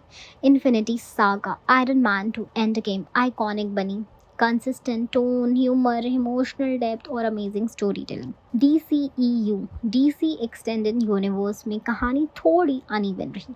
Man of steel, Batman versus Superman, justice league, Aquaman, wonder woman, कुछ आइकॉनिक कुछ फ्लॉप ट्रैक्स. सिड नर्नी का विजन डार्क और फिलोसफिकल था, लेकिन वार्नर ब्रदर्स के इंटरफेरेंस ने कंसिस्टेंसी तोड़ दी. तो इसका अगर हम बात करें तो मार्वल ने लॉन्ग टर्म प्लानिंग से मूवी वर्ल्ड बनाया. डीसी का विजन यूनिक था लेकिन एग्जीक्यूशन में गैप रहा. Tone and story telling, Marvel का टोन ज़्यादा लाइट हार्टेड ह्यूमरस और रिलेटेबल होता है. डीसी का टोन ज़्यादा डार्क सीरियस और फिलोसफिकल होता है. मार्वल का Spiderman teen light jokes emotion, DC का Batman guilt fear justice dark theme. तो ओवरऑल इसमें मार्वल ज़्यादा एक्सेसिबल सभी एज ग्रुप के लिए है और डीसी मैच्योर इंटेंस थीम्स के लिए बेटर है. अगर बात करें एनिमेशन एंड टीवी सीरीज़ की तो इस कैटेगरी में डीसी क्लियरली डोमिनेट करता है. Batman the animated series, justice league unlimited, young justice जैसे शोज़ ने डीसी को एनिमेशन वर्ल्ड का किंग बना दिया. मार्वल के कुछ अच्छे अटेम्प्ट्स जैसे एक्समैन 90s या व्हाट इफ, लेकिन डीसी की स्टोरी टेलिंग और एनिमेशन स्टाइल अनमैच्ड है. तो यहाँ एनिमेशन में मार्वल से बेटर हुआ डीसी. फिर आते 5th नंबर पे, वो है विलन. डीसी के विलन्स बहुत ही पावरफुल और साइकोलॉजिकली डीप होते हैं. जोकर कियोस का symbol, Lex Luthor, Darkseid, Reverse Flash, Brainiac, सब इंटेलिजेंट और डेंजरस. मार्वल विलन्स भी इम्पैक्टफुल होते हैं जैसे Thanos, one of the best written, Loki, Green Goblin, Magneto, Killmonger, emotionally complex. DC villain का साइकोलॉजिकल इम्पैक्ट ज़्यादा होता है. मार्वल विलन्स रिलेटेबल मोटिव्स के साथ आते हैं. फैन प्रेफरेंस, कुछ लोग मार्वल को पसंद करते हैं क्योंकि उनके हीरो ज़्यादा फन, इमोशनल और इंटरकनेक्टेड होते हैं. दूसरी तरफ कुछ फैंस डीसी का डार्क, एपिक और मिथिक नेचर ज़्यादा पसंद आता है. सबसे मीडिया डिबेट में जो है वो मार्वल फैंस बोलते हैं एमसीयू ने दुनिया बदल दी. डीसी फैंस बोलते हैं हमारा बैटमैन और जोकर कोई मैच नहीं. फाइनल वर्डिक्ट की अगर बात करें तो डीसी बेटर है या मार्वल, इसका सिंपल जवाब है इट डिपेंड्स ऑन यू. ठीक है, अगर आपको चाहिए कॉन्टिन्यूटी, ह्यूमर, लाइट टोन, आपके लिए बेस्ट है मार्वल. अगर आपको चाहिए dark stories, deep emotions, epic heroes, आपके लिए बेस्ट है डीसी. अगर आपको चाहिए एनिमेशन और साइकोलॉजिकल विलन्स तो भी आप डीसी के साथ जाओ. लेकिन अगर आपको चाहिए connected movies and fan service तो आप मार्वल के साथ जा सकते हो. तो Marvel is like a fun party with depth, DC is like a philosophical movie with intensity. दोनों का अपना चार्म है, दोनों को एंजॉय करना ही बेस्ट ऑप्शन है मार्वल और डीसी, इन सारे के लिए और ऑडियंस के लिए भी. In the world of biology and toxicology, toxin और venom terms काफ़ी commonly यूज़ होता है, बट लोग इन्हें काफ़ी बार interchangeably यूज़ करते हैं जो थोड़ा गलत है. ये दोनों ही हार्मफुल सब्सटेंसेस हैं जो किसी ऑर्गेनिज्म की बॉडी के लिए काफ़ी खतरनाक हो सकते हैं, बट इनके सोर्सेज और इफ़ेक्ट्स अलग होते हैं. तो आज हम डिस्कस करेंगे क्या टॉक्सिन ज़्यादा पावरफुल होता है या वेनम. ये समझना ज़रूरी है कि स्ट्रेंथ या पावर का मतलब सिर्फ पॉइजनस होना नहीं होता. इफेक्ट डिपेंड करते हैं एक्सपोजर, डिलीवरी मेथड और बॉडी रिस्पॉन्स पर. टॉक्सिन और वेनम. टॉक्सिन क्या है? टॉक्सिन एक नेचुरली अक्यूरिंग पॉइजनस सब्सटेंस होता है जो किसी लिविंग ऑर्गेनिज्म जैसे प्लांट्स, बैक्टीरिया, फंगाई या एनिमल से प्रोड्यूस होता है. ये सब्सटेंसेस मोस्टली बॉडी के अंदर एक्सीडेंटल एक्सपोजर से हार्मफुल इफेक्ट्स कॉज करते हैं जैसे फूड पॉइजनिंग या इन्फेक्शंस. टॉक्सिन्स का कोई स्पेसिफिक डिलीवरी सिस्टम नहीं होता. एग्जाम्पल के लिए बोटुलिनम टॉक्सिन जो क्लॉस्ट्रीडियम बोटुलिनम बैक्टीरिया से रिलीज होता है, एक एक्सट्रीमली पोटेंट टॉक्सिन है जो पैरालिसिस और इवन डेथ तक कॉज कर सकते हैं. वेनम क्या होता है? वेनम एक स्पेशल टाइप ऑफ टॉक्सिन है जो डेलिबरेटली इंजेक्ट किया जाता है किसी ऑर्गेनिज्म के बॉडी में जैसे स्नेक, स्कॉर्पियंस या बीज के जरिए स्टिंग या बाइट के फॉर्म में. वेनम का डिज़ाइन इवोल्यूशनरी होता है, मोस्टली डिफेंस या प्रे को इम्बोलाइज करने के लिए. वेनम कॉम्प्लेक्स मॉलिक्यूल्स का कॉम्बिनेशन होते हैं जिसमें एंजाइम्स, प्रोटीन और टॉक्सिन्स होते हैं जो अलग अलग इफेक्ट्स प्रोड्यूस करते हैं. एग्जाम्पल के लिए cobra venom quickly nervous system को शट डाउन करता है जबकि रैटल स्नेक वेनम ब्लड को क्लॉट कर देता है. डिलीवरी मेथड का इम्पैक्ट। एक बड़ा डिफरेंस ये है कि टॉक्सिन पासिव वे से हार्म करता है, जबकि वेनम एक्टिव डिलीवरी सिस्टम का पार्ट होता है। वेनम ऑर्गेनिज्म बाइट या स्टिंग करते हैं ताकि वेनम ब्लड स्ट्रीम में सीधा इंजेक्ट हो, जो उसके इम्पैक्ट को एक्सट्रीमली फास्ट और पावरफुल बना देता है।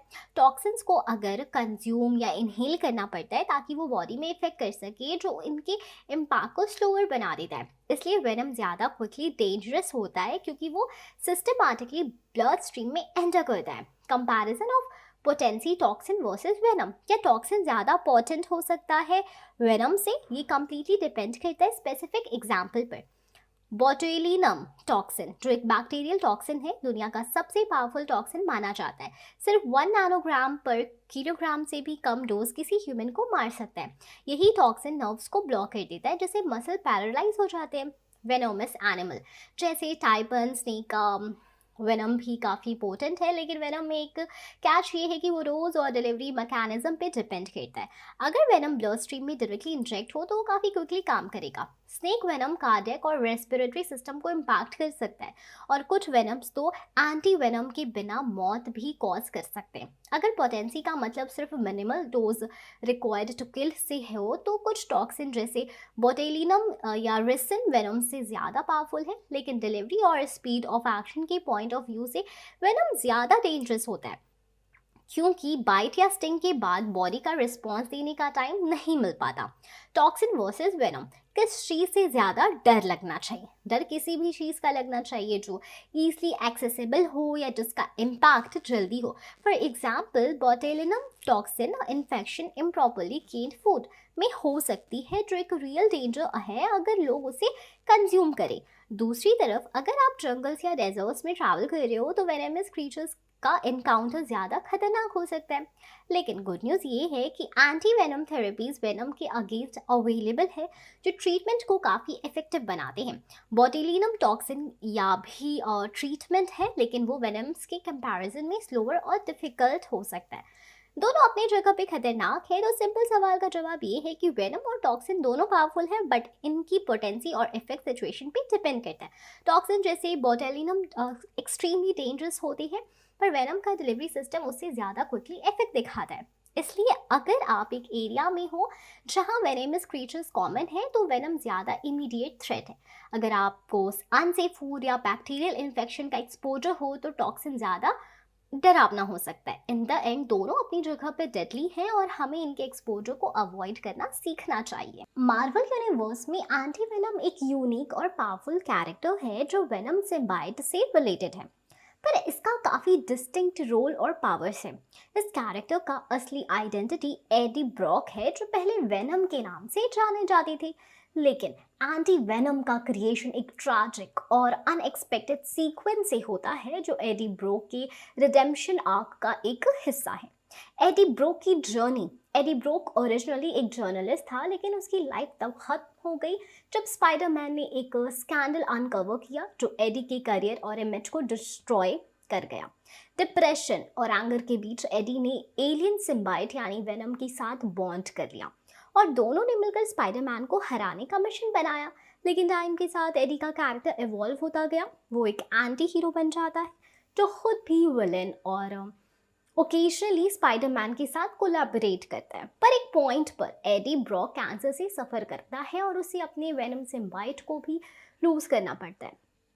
ये मोमेंट उसकी लाइफ के लोएस्ट फेजेस में से एक होता है, लेकिन यहीं से एंटी वेनम का बर्थ हो जाता है। एंटी वेनम का birth, how Eddie become something new. Eddie का कैंसर ट्रीट होने के चक्कर में एक पावरफुल विलन मिस्टर नेगेटिव से इनकाउंटर होता है। मिस्टर नेगेटिव की हीलिंग पावर्स कुछ अच्छी तरीके से एडी के सिस्टम के अंदर वेनम सिम्बाइट के कुछ लेफ्ट ओवर सेल्स के साथ इंटरैक्ट करते हैं। इस कॉम्बिनेशन से एक नया सिम्बाइट टाइप ऑर्गेनिज्म डेवलप होता है, जो एडी के अंदर ही रहता है और एंटी वेनम को जन्म देता है। ये एंटी वेनम सिम्बाइट एकदम यूनिक है। ये वेनम जैसा है, लेकिन काफ़ी डिफरेंट भी है। सबसे इम्पॉर्टेंट बात ये एडी के कंट्रोल में होता है और उसका इंटेंशन पॉजिटिव होता है।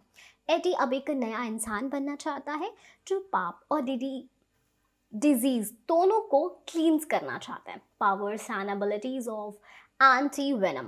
एंटी वेनम के पास कुछ कमाल के एबिलिटीज हैं जो उसे एक बहुत ही अलग और पावरफुल एंटाइटी बनाते हैं। पहला तो सिम्बाइट हीलिंग एबिलिटीज। एंटी वेनम का सबसे बड़ा पावर उसका एबिलिटी है डिजीज और टॉक्सिन्स को प्योरीफाई करना। ये कैंसर, ड्रग्स और इन्फेक्शंस तक को इंस्टेंटली ट्रीट कर सकता है। ये पावर उसे एक नेचुरल हीलर बनाता है। Second, immunity from other symbiotes. Anti venom का स्ट्रक्चर इतना यूनिक है कि दूसरे सिम्बाइट्स जैसे वेनम या कार्नेज उसके पास नहीं आ पाती। अगर कोई इन्फेक्टेड पर्सन या होस्ट उसके कांटेक्ट में आता है तो एंटी वेनम इंस्टेंटली सिम्बाइट इन्फेक्शन को डिस्ट्रॉय कर देता है। Third is super human strength and durability. Anti venom venom की तरह ही सुपर ह्यूमन स्ट्रेंथ और स्पीड पॉजेस करता है। इसका बॉडी प्रोजेक्टाइल्स और अटैक से ईजिली इम्यून होता है। फोर्थ है स्पाइडर सेंस डिस्ट्रप्शन। जैसे वेनम स्पाइडरमैन के स्पाइडर सेंस को डिस्ट्रप्ट करता है, वैसे ही एंटी वेनम भी स्पाइडरमैन के इंस्टिंक्ट्स को कंफ्यूज करता है, making him unpredictable. Fifth is transformation and shape shifting. Eddie Brock अपने एंटी वेनम फॉर्म में अपने लिम्स और बॉडी को शेप फिट करके वेपन्स बना सकता है, जैसे क्लॉज ये या फिर टेंड्रल्स। ये उसे बहुत कॉम्बैट में बहुत ही वर्सेटाइल बनाता है। Role in Marvel universe. Anti venom का रोल एक यूनिक एंटी हीरो का है। जब एडी ब्रॉक पहले विलेन था तो स्पाइडरमैन उसका दुश्मन था, लेकिन एंटी वेनम के फॉर्म में एडी का इंटेंशन चेंज हो जाता है। अब उसका मिशन है क्रिमिनल्स को स्टॉप करना और लोगों की हेल्प करना, स्पेशली जो डिजीज या ड्रग एडिक्शन से फाइट करें। एक मेजर स्टोरी लाइन में एंटी वेनम स्पाइडरमैन के साथ कोलैबोरेट करता है जब न्यूयॉर्क में एक डेडली वायरस आउटब्रेक होता है। एंटी वेनम अपनी हीलिंग एबिलिटी से इन्फेक्टेड लोगों को ट्रीट करता है, लेकिन इस प्रोसेस में अपने पावर्स लूज कर देता है। इस सैक्रिफाइस से दिखाया जाता है कि एडी का कैरेक्टर रिडेम्पशन आर्क कितना मीनिंगफुल है। वो सिर्फ अपने लिए नहीं बल्कि दूसरों की हेल्प करना भी चाहता है। Y anti venom is unique. Anti venom Marvel universe में एक रेयर कैरेक्टर है जिसमें विलेन और हीरो का परफेक्ट बैलेंस दिखता है। वेनम सिम्बाइट से निकले होने की बावजूद एडी ब्रॉक एक नई जर्नी पर निकलता है जिसमें उसका अल्टीमेट गोल रिडेम्पशन है। एंटी वेनम का कॉस्ट्यूम अब भी आइकॉनिक है। वाइट और ब्लैक का कॉम्बिनेशन दिखता है कि वो वेनम जैसा है, पर उसका इंटेंशन अब अच्छा है।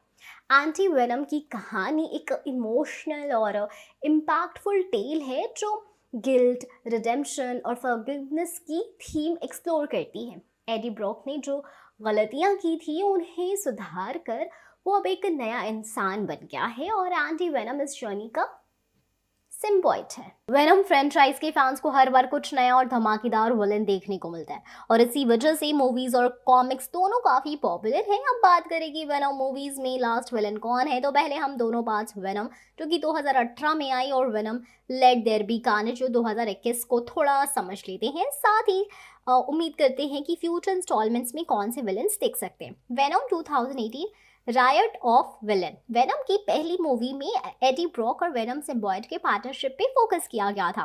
विलेन यहाँ रियॉट है जो एक पावरफुल सिम्बायोट होता है। रायट का कनेक्शन कार्लेटन ड्रेक से होता है जो लाइफ फाउंडेशन का सीईओ है। ड्रेक एक इंसेन साइंटिस्ट है जो ह्यूमंस और सिम्बायोट्स का हाइब्रिड बनाना चाहता है। उसका एम है कि सिम्बायोट्स को अर्थ पे इन्वेट करवाया जाए ताकि ह्यूमंस की इवोल्यूशन फास्ट हो।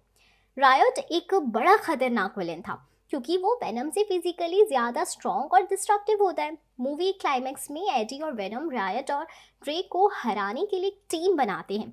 रायट और ड्रेक को मार दिया जाता है, लेकिन मूवी के एंड तक हिंट मिलता है कि और सिम्बायोट्स यूनिवर्स में अभी भी एग्जिस्ट करते हैं। Venom let there be Carnage 2021 में जो आई थी।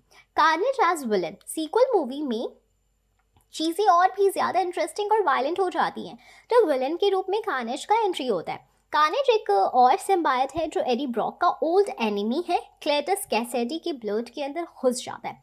कैसेडी एक डी रेंज सीरियल किलर होता है और कार्नेज के साथ मिलकर वो पूरी सिटी में तबाही मचा देता है। कार्नेज को वेनम से भी ज़्यादा डेंजरस और अनप्रिडिक्टेबल विलन माना जाता है क्योंकि वो एक कंप्लीट साइकोपैथ होता है। सिम्बायट और होस्ट दोनों के बीच में कोई मोरल या इमोशनल बैरियर नहीं होता, और यही बात कार्नेज को एक अनस्टॉपेबल फोर्स बना देती है। मूवी के क्लाइमैक्स में वेनम और कार्नेज का इंटेंस बैटल होता है, जिसमें वेनम, कैस्टी और कार्नेज को फाइनली मार दिया जाता है। ये सेकंड पार्ट के बाद लोगों को लगा कि वेनम का आर्क खत्म हो गया, लेकिन मार्वल और सोनी ने कुछ पोस्ट क्रेडिट सीन्स डालकर चीजें और ज्यादा इंटरेस्टिंग कर दी। पोस्ट क्रेडिट सीन, वेनम और मल्टीवर्स का connection. Venom let there be Carnage के पोस्ट क्रेडिट सीन में एक बड़ी सरप्राइज ट्विस्ट होती है। वेनम और एडी ब्रॉक एक होटल रूम में बैठे होते, तभी कुछ अजीब सी रियलिटी शिफ्ट होती है, जो क्लियरली स्पाइडरमैन नो वे होम के मल्टीवर्स इवेंट से कनेक्टेड होती है। जब एडी टीवी पे स्पाइडरमैन को देखता है तो वेनम तुरंत उसके प्रति एक स्ट्रेंज अट्रैक्शन महसूस करता है। ये हिंट देता है कि फ्यूचर में वेनम का स्पाइडरमैन के यूनिवर्स में एंट्री होने वाला है। इससे एक और पॉसिबिलिटी खड़ी होती है कि आने वाले प्रोजेक्ट्स में वेनम के सामने स्पाइडरमैन या फिर कुछ नए विलन्स जैसे ग्रीन गॉब्लिन या मॉर्बियस भी आ सकते हैं। और कुछ फैंस ये भी उम्मीद कर रहे हैं कि नल नाम का विलन भी इंट्रोड्यूस हो सकता है, जो कॉमिक्स में एक एंशिएंट गॉड है और सिम्बायट्स का क्रिएटर होता है। अगर नल को फ्यूचर मूवीज में दिखाया गया तो ये वेनम के लिए अब तक का सबसे बड़ा विलन बन सकता है। अब बात करेंगे कि आखिरी विलन कौन है। अगर अभी तक की मूवीज की बात करें तो Venom let there be Carnage में कार्नेज लास्ट विलन था, लेकिन पोस्ट क्रेडिट सीन के बाद लगता है कि आने वाले टाइम में वेनम स्पाइडरमैन से टकराएगा, जो उसके लिए एक नया टाइप का विलन होगा। स्पाइडरमैन के अलावा कॉमिक्स में और भी कई पावरफुल विलन्स हैं जो फ्यूचर वेनम मूवीज में दिख सकते हैं। नल, टॉक्सिन और एंटी वेनम जैसे कैरेक्टर्स भी एक पॉइंट पे वेनम के अगेंस्ट जा सकते हैं। तो अगर ऑफिशियली देखा जाए तो कार्नेज अब तक का आखिरी बड़ा विलन है वेनम के सिनेमैटिक यूनिवर्स में, लेकिन फ्यूचर में क्या होगा वो अभी ओपन एंडेड है। फैंस को बस अगले चैप्टर का वेट है, क्योंकि वेनम के आगे का स्टोरी मार्वल के मल्टीवर्स से जुड़ी है और वहाँ सरप्राइजेस की कोई कमी नहीं होती। वेनम के सबसे बड़े दुश्मन की बात करें तो स्पाइडरमैन का नाम सबसे पहले आता है, पर अगर कॉमिक्स और स्टोरी लाइन को डिटेल में देखें तो कार्नेज को उसका सबसे डेडली और पर्सनल एनिमी माना जाता है। ये राइवलरी इतनी इंटेंस है कि कभी कभी स्पाइडरमैन और वेनम को भी अपने डिफरेंसेस साइड में रख के एक टीम बनानी पड़ती है, क्योंकि कार्नेज को खतरा उन दोनों के लिए इक्वली बड़ा होता है। वेनम वर्सेस स्पाइडरमैन एक कॉम्प्लिकेटेड राइवलरी। सबसे पहले वेनम और स्पाइडरमैन की दुश्मनी शुरू होती थी जब एडी ब्रॉक, जो वेनम का होस्ट है, स्पाइडरमैन से पर्सनल बदला लेना चाहता है। वेनम सिम्बायट को पहले स्पाइडरमैन यानी पीटर पार्कर ने उसे यूज किया था, पर जब उसे सिम्बायट के खतरनाक इंटेंशंस का पता चला तो उसने यूज अपने बॉडी से हटा दिया। ये रिजेक्शन सिम्बायट के लिए इमोशनल सेटबैक था। जब ये सिम्बायट एडी ब्रॉक से मिला, जो अपने पर्सनल फेलियर्स के लिए पीटर पार्कर को जिम्मेदार मानता था, तब एक डेंजरस पार्टनरशिप फॉर्म हुई और वेनम पैदा हुआ। वेनम और स्पाइडरमैन का रिलेशनशिप काफ़ी कॉम्प्लिकेटेड है। वेनम एक एंटी हीरो है जो कभी स्पाइडरमैन से लड़ता है और कभी ज़रूरत पड़ने पर इंसानियत की मदद भी करता है। स्पाइडरमैन और वेनम के बीच की दुश्मनी पर्सनल और इमोशनल है, लेकिन कार्नेज की एंट्री के बाद ये राइवलरी एक सेकेंडरी लेवल पे चली जाती है। कार्नेज वेनम का सबसे बड़ा दुश्मन। कार्नेज का असली नाम क्लेटस कैसाडी है, जो एक साइकोटिक सीरियल किलर है। जब एडी ब्रॉक जेल में होता है तो वेनम सिम्बायट का एक टुकड़ा क्लेटस कैसाडी के साथ बॉन्ड कर लेता है और तब एक नया खतरनाक विलन पैदा होता है, कार्नेज। कार्नेज वेनम से ज़्यादा पावरफुल है क्योंकि सिम्बायट और होस्ट का बॉन्ड कार्नेज के केस में एकदम सीमलेस हो जाता है, जबकि वेनम के अंदर कुछ ह्यूमन इमोशंस, मोरालिटी बची होती है। कार्नेज एक पूरा मॉन्स्टर है जो बस डिस्ट्रक्शन और वायलेंस चाहता है। वेनम और कार्नेज के बीच की दुश्मनी एकदम पर्सनल और ब्रूटल है। कार्नेज वेनम का ऑफ स्प्रिंग है, पर उसका बिहेवियर एक रिबेलियस और रेडलेस चाइल्ड जैसा है। कार्नेज के लिए कोई रूल्स नहीं है, उसका सिर्फ एक ही मकसद है, केओस फैलाना और लोगों को मारना। यही वजह है कि जब कार्नेज सीन में आता है तो वेनम और स्पाइडरमैन को अपनी राइवलरी को भूलकर एक साथ आना पड़ता है। कार्नेज की पावर और थ्रेट। कार्नेज वेनम से ज़्यादा डेंजरस इसलिए है क्योंकि उसके पास कुछ अलग एबिलिटीज़ हैं जो वेनम के पास तो नहीं है। कार्नेज अपने सिम्बायट से वेपन्स बना सकता है, जैसे ब्लेड्स और स्पाइक्स, और उसका कंट्रोल ज़्यादा स्ट्रॉन्ग होता है। उसकी रीजनरेटिव हीलिंग भी वेनम से बेटर होती है, जो उसे एक ऑलमोस्ट अनस्टॉपेबल विलन बना देता है। एक और डिफरेंस ये है कि कार्नेज और सिम्बायोट ब्लड स्ट्रीम के थ्रू स्प्रेड कर सकता है, इसलिए उसका खतरा और भी ज़्यादा है। वेनम की स्ट्रगल ये होती है कि वो एक तरफ अपनी एंटी हीरो टेंडेंसी से लड़ता है और दूसरी तरफ कार्नेज को रोकने की कोशिश करता है। ये फाइट एक तरीके से एडी ब्रॉक के लिए भी पर्सनल होती है, क्योंकि उसे लगता है कि अगर उसने कार्नेज को रोका नहीं तो वो इनडायरेक्टली उसी की गलती होगी, क्योंकि कार्नेज उसी का चाइल्ड है। वेनम और कार्नेज का इम्पैक्टफुल बैटल्स। मार्वल की कॉमिक्स में कई आइकॉनिक बैटल्स हुई हैं वेनम और कार्नेज के बीच।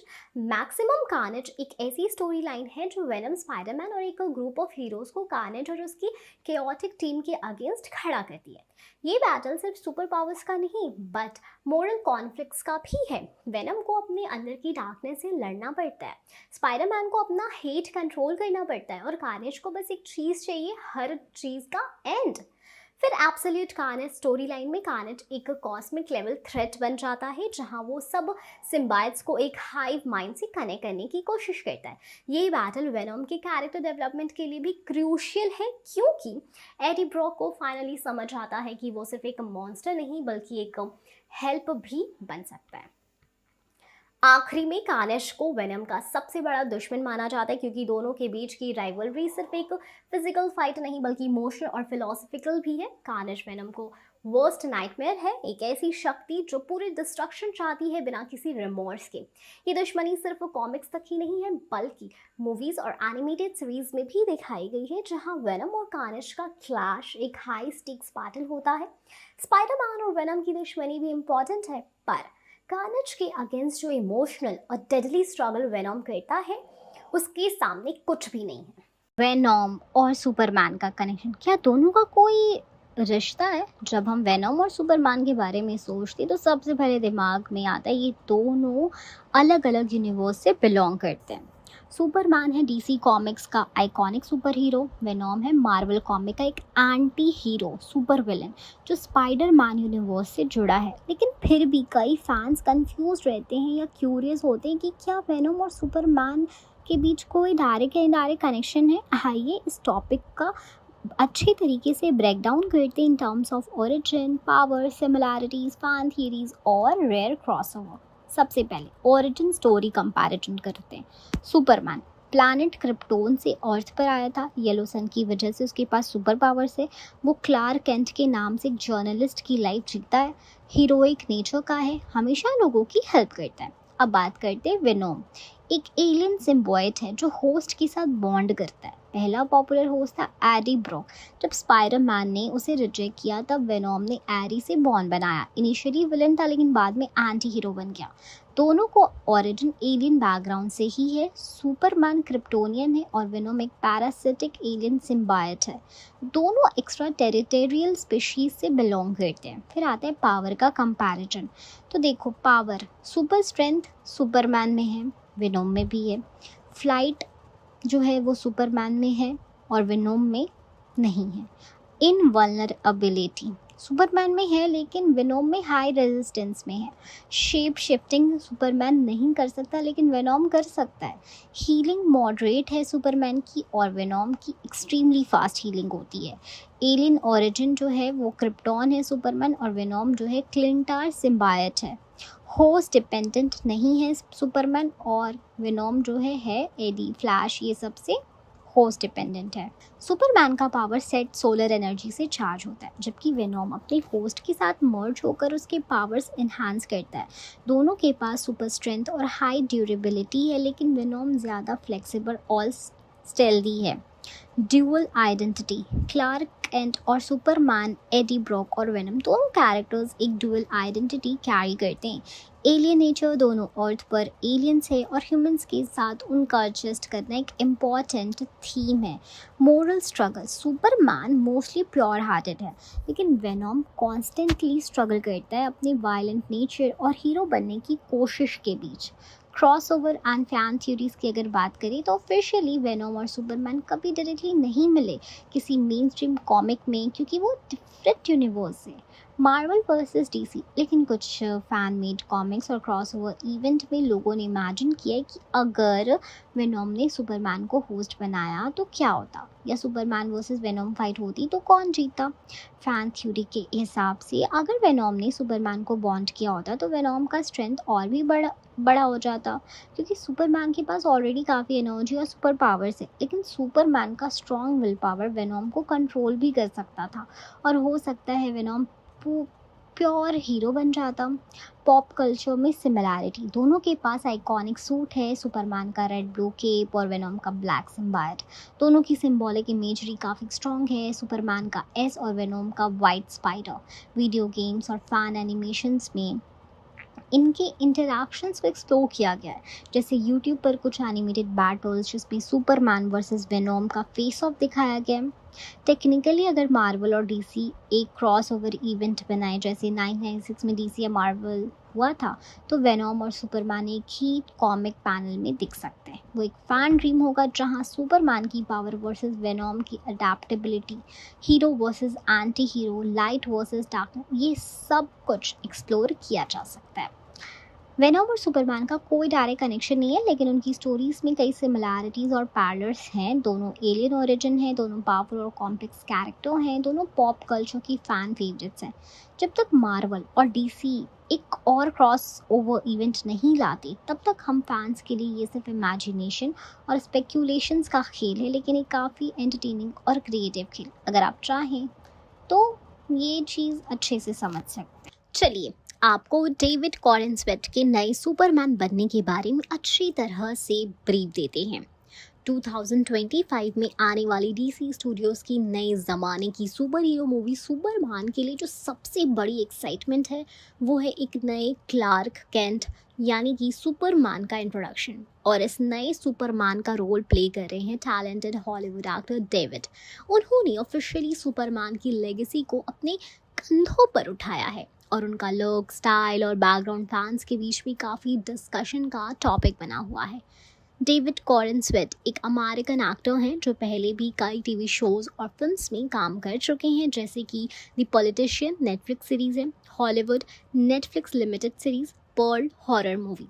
उनका स्टाइल और screen presence classic Hollywood leading माना जा रहा है, और ये क्लासिक हॉलीवुड लीडिंग मैन जैसा है। Sharp jaw line, charming smile और कमांडिंग स्क्रीन ऑरा। और यही वजह है कि जब उन्हें सुपरमैन के रोल के लिए कास्ट किया गया तो कई लोगों ने कहा कि उनका फेस क्लासिक सुपरमैन कॉमिक्स के सुपरमैन से काफ़ी सिमिलर है। सुपरमैन 2025, क्या रोल है इसमें डेविड का? सुपरमैन मूवी में डेविड क्लार्क केंट और सुपरमैन का रोल प्ले करें। स्टोरी लाइन के हिसाब से क्लार्क केंट एक क्रिप्टोनियन है, एक ऐसे एलियन प्लैनेट क्रिप्टोन का सर्वाइवर जिसका विनाश हो चुका है। उसके बायोलॉजिकल पेरेंट्स ने उसे छोटी सी उम्र में एक स्पेसशिप में अर्थ पर भेज दिया था ताकि वो जिंदा रह सके। अर्थ पर उसे एक ह्यूमन कपल यानी जोनाथन और मार्था केंट ने अडॉप्ट किया, और उसका अपब्रिंगिंग एक आम इंसान की तरह हुआ है। बड़ा होके क्लार्क ने अपने अंदर छिपे पावरफुल एबिलिटीज़ को समझा और एक सुपर हीरो सुपरमैन बन गया, जो लोगों की मदद करता है, दुनिया को बचाता है और जस्टिस के लिए फाइट करता है। लेकिन इसके साथ साथ वो अपनी असली आइडेंटिटी को छुपाता भी है।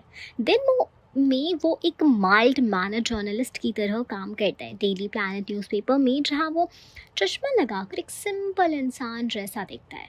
यही डुअल आइडेंटिटी सुपरमैन का सबसे आइकॉनिक पार्ट है।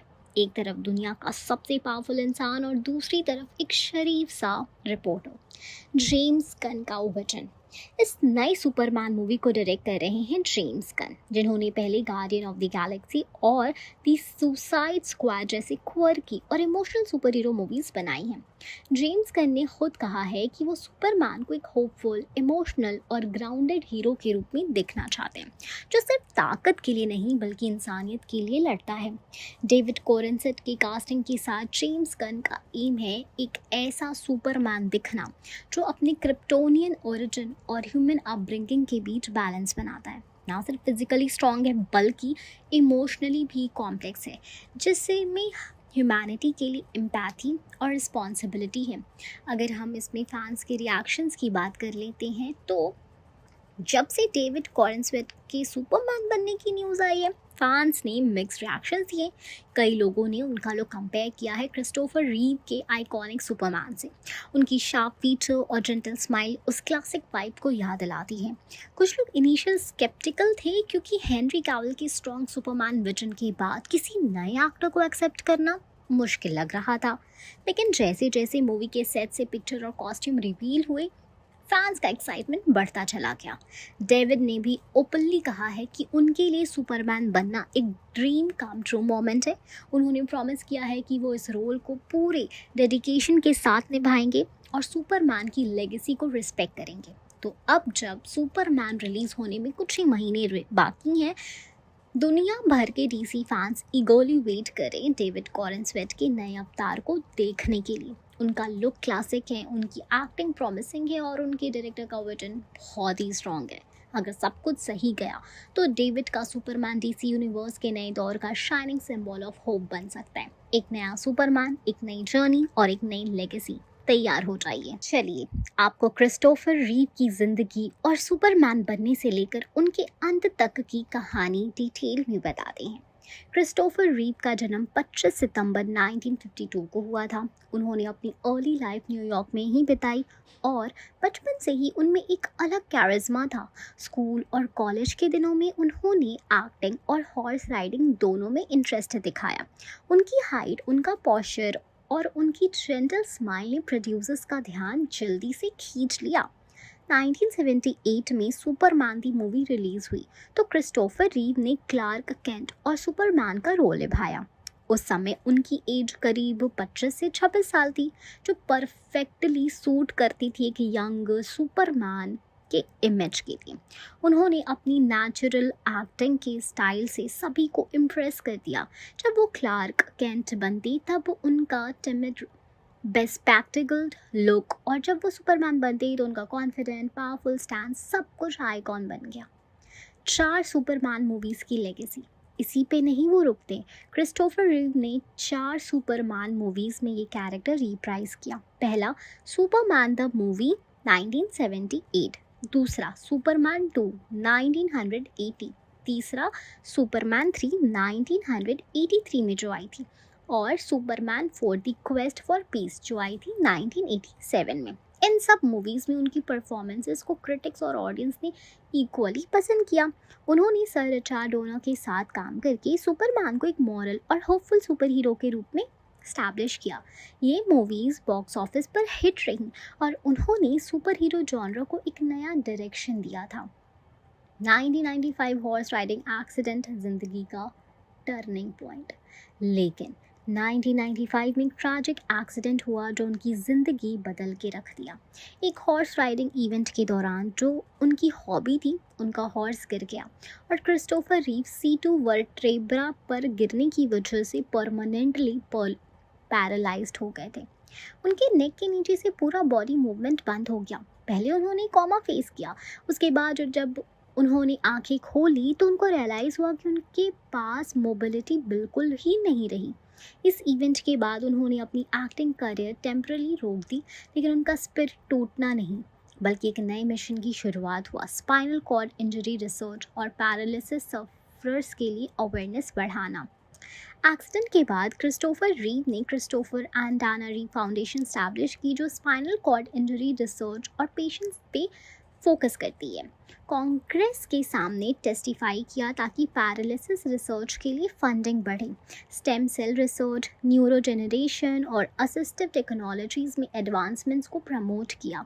उन्होंने कहा था, it is not the year in your life that count, it is the life in your ears. ये कोट उनकी फाइटिंग स्पिरिट को रिफ्लेक्ट करता है। व्हीलचेयर में बैठकर भी वो प्रेस कॉन्फ्रेंसेस किया करते, मैराथन्स अटेंड करते और डिसेबल्ड एथलीट्स को सपोर्ट करते। उनका डिटर्मिनेशन दिखाता था कि फिजिकल लिमिटेशन के बावजूद भी इंसान कितना कुछ अजीब कर सकता है। लेकिन 10 अक्टूबर 2004 को उनका हार्ट फेलियर हुआ। Christopher रीव waste Chester county New York के एक हॉस्पिटल में थी, जहां पर उनकी उम्र थी 52 साल। उनकी डेथ की वजह थी हार्ट फेलियर, जिसके पीछे कई मेडिकल कॉम्प्लिकेशंस थे, जैसे कि उनके पैरालिसिस से जुड़ी रेस्पिरेटरी इश्यूज और रिपीटेड इन्फेक्शंस। उनकी फ्यूनरल सर्विस में दुनिया भर से उनके फैंस, कलीग्स, फैमिली मेम्बर्स आए। उनको सुपरमैन के कॉस्ट्यूम में भी याद किया गया, जिसे सिम्बॉलिकली भी दिखाया गया कि वो हमेशा एक हीरो ही रहे, मूवी रील हो या रियल लाइफ का।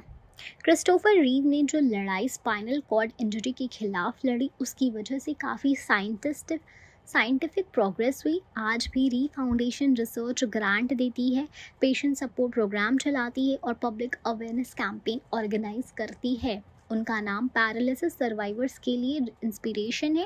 ये प्रूव करता है कि ट्रेजेडी के बाद भी इंसान समर्पण और ऑप्टिमिज्म के साथ दुनिया बदल सकता है। उन्होंने अपनी ऑटोबायोग्राफी स्टिल मी में अपने इमोशन, स्ट्रगल और होप शेयर किए हैं। ये बुक भी काफ़ी लोगों को मोटिवेट करती है कि में भी अपना बेस्ट दो और अपने लाइफ में भी मीनिंग पाओ। तो ये थी क्रिस्टोफर रीव की कहानी, कैसे एक यंग एक्टर ने सुपरमैन जैसे रोल से दुनिया को इंस्पायर किया, कैसे एक ट्रैजिक इंसिडेंट और एक्सीडेंट ने उनकी बॉडी रिस्ट्रिक्ट की लेकिन उनकी स्पिरिट को और स्ट्रॉन्ग बनाया, और आखिर में कैसे उनकी डेथ ने भी उनके मिशन को रोका नहीं। उनकी उम्र थी 52 ईयर्स जब वो हमें अलविदा बोले, लेकिन उनका लेगेसी आज भी जिंदा है साइंस, एडवोकेसी और ह्यूमैनिटी में। अब मैं आपको हु फर्स्ट किल्ड सुपरमैन का डिटेल जवाब दूंगी, जिसमें डूम्सडे और द डेथ ऑफ सुपरमैन की पुरानी कॉमिक आर्क को अच्छी तरह एक्सप्लेन किया गया है। डीसी कॉमिक्स की दुनिया में एक ऐसा मोमेंट आया था जहां दुनिया का सबसे पावरफुल और बिलव्ड सुपर हीरो सुपरमैन को पहली बार मार दिया गया। ये शॉकिंग और इमोशनल मोमेंट था कॉमिक्स हिस्ट्री में, और इस इवेंट ने फैंस के दिल को झटका दिया। इस पूरे आर्क का नाम था द डेथ ऑफ सुपरमैन, जो 1992 में डीसी कॉमिक्स ने पब्लिश किया था, और जिस विलन ने सुपरमैन को मारा था उसका नाम था doomsday. The death of Superman comic history का टर्निंग पॉइंट। ये स्टोरी आर्क 1992 से 1993 के बीच रिलीज हुआ था, और इसे लिखा गया था डीसी कॉमिक्स के टॉप राइटर जैसे कि Dan Jurgens, Louise Simpson, Roger Stern, Jerry Ordway द्वारा। ये आर्क 3 मेजर पार्ट्स में डिवाइडेड है: Doomsday, funeral for a friend, reign of the Superman. हमारा फोकस पहला पार्ट डूम्सडे पर है, जहाँ पे सुपरमैन का असली डेथ बैटल होता है। कौन था डूम्सडे?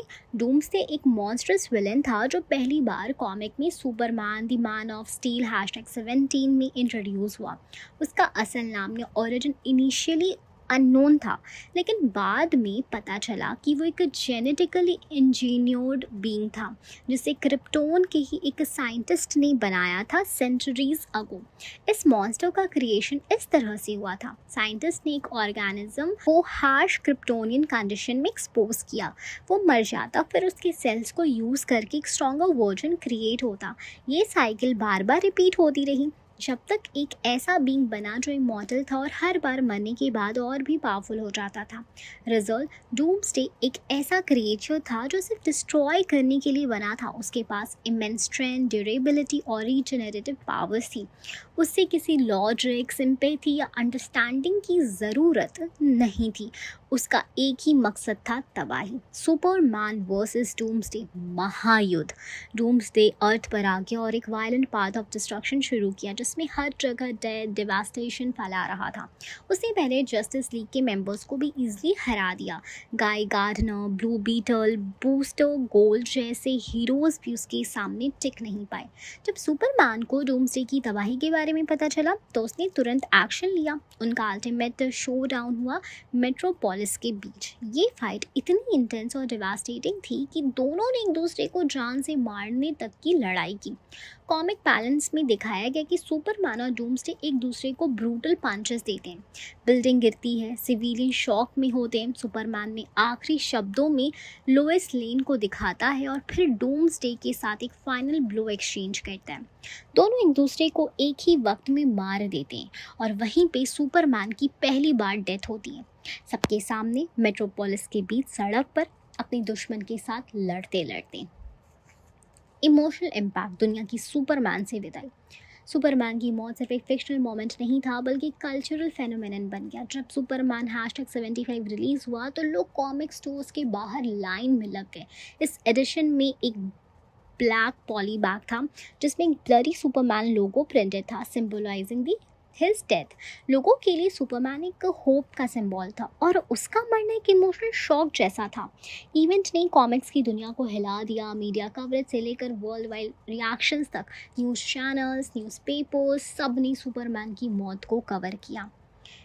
इसके बाद नेक्स्ट आर्क आता है फ्यूनरल फॉर अ फ्रेंड में। उसमें दिखाया गया कि लोइस लेन, मार्था और जोनाथन केंट और पूरा मेट्रोपोलिस कैसे इस लॉस से डील करता है। दुनिया भर के सुपर हीरोज आते हैं और उसकी अंतिम यात्रा में क्या सुपरमैन वापस आया? हाँ, जैसे हर आइकॉनिक सुपर हीरो के साथ होता है, सुपरमैन ने कमबैक भी किया।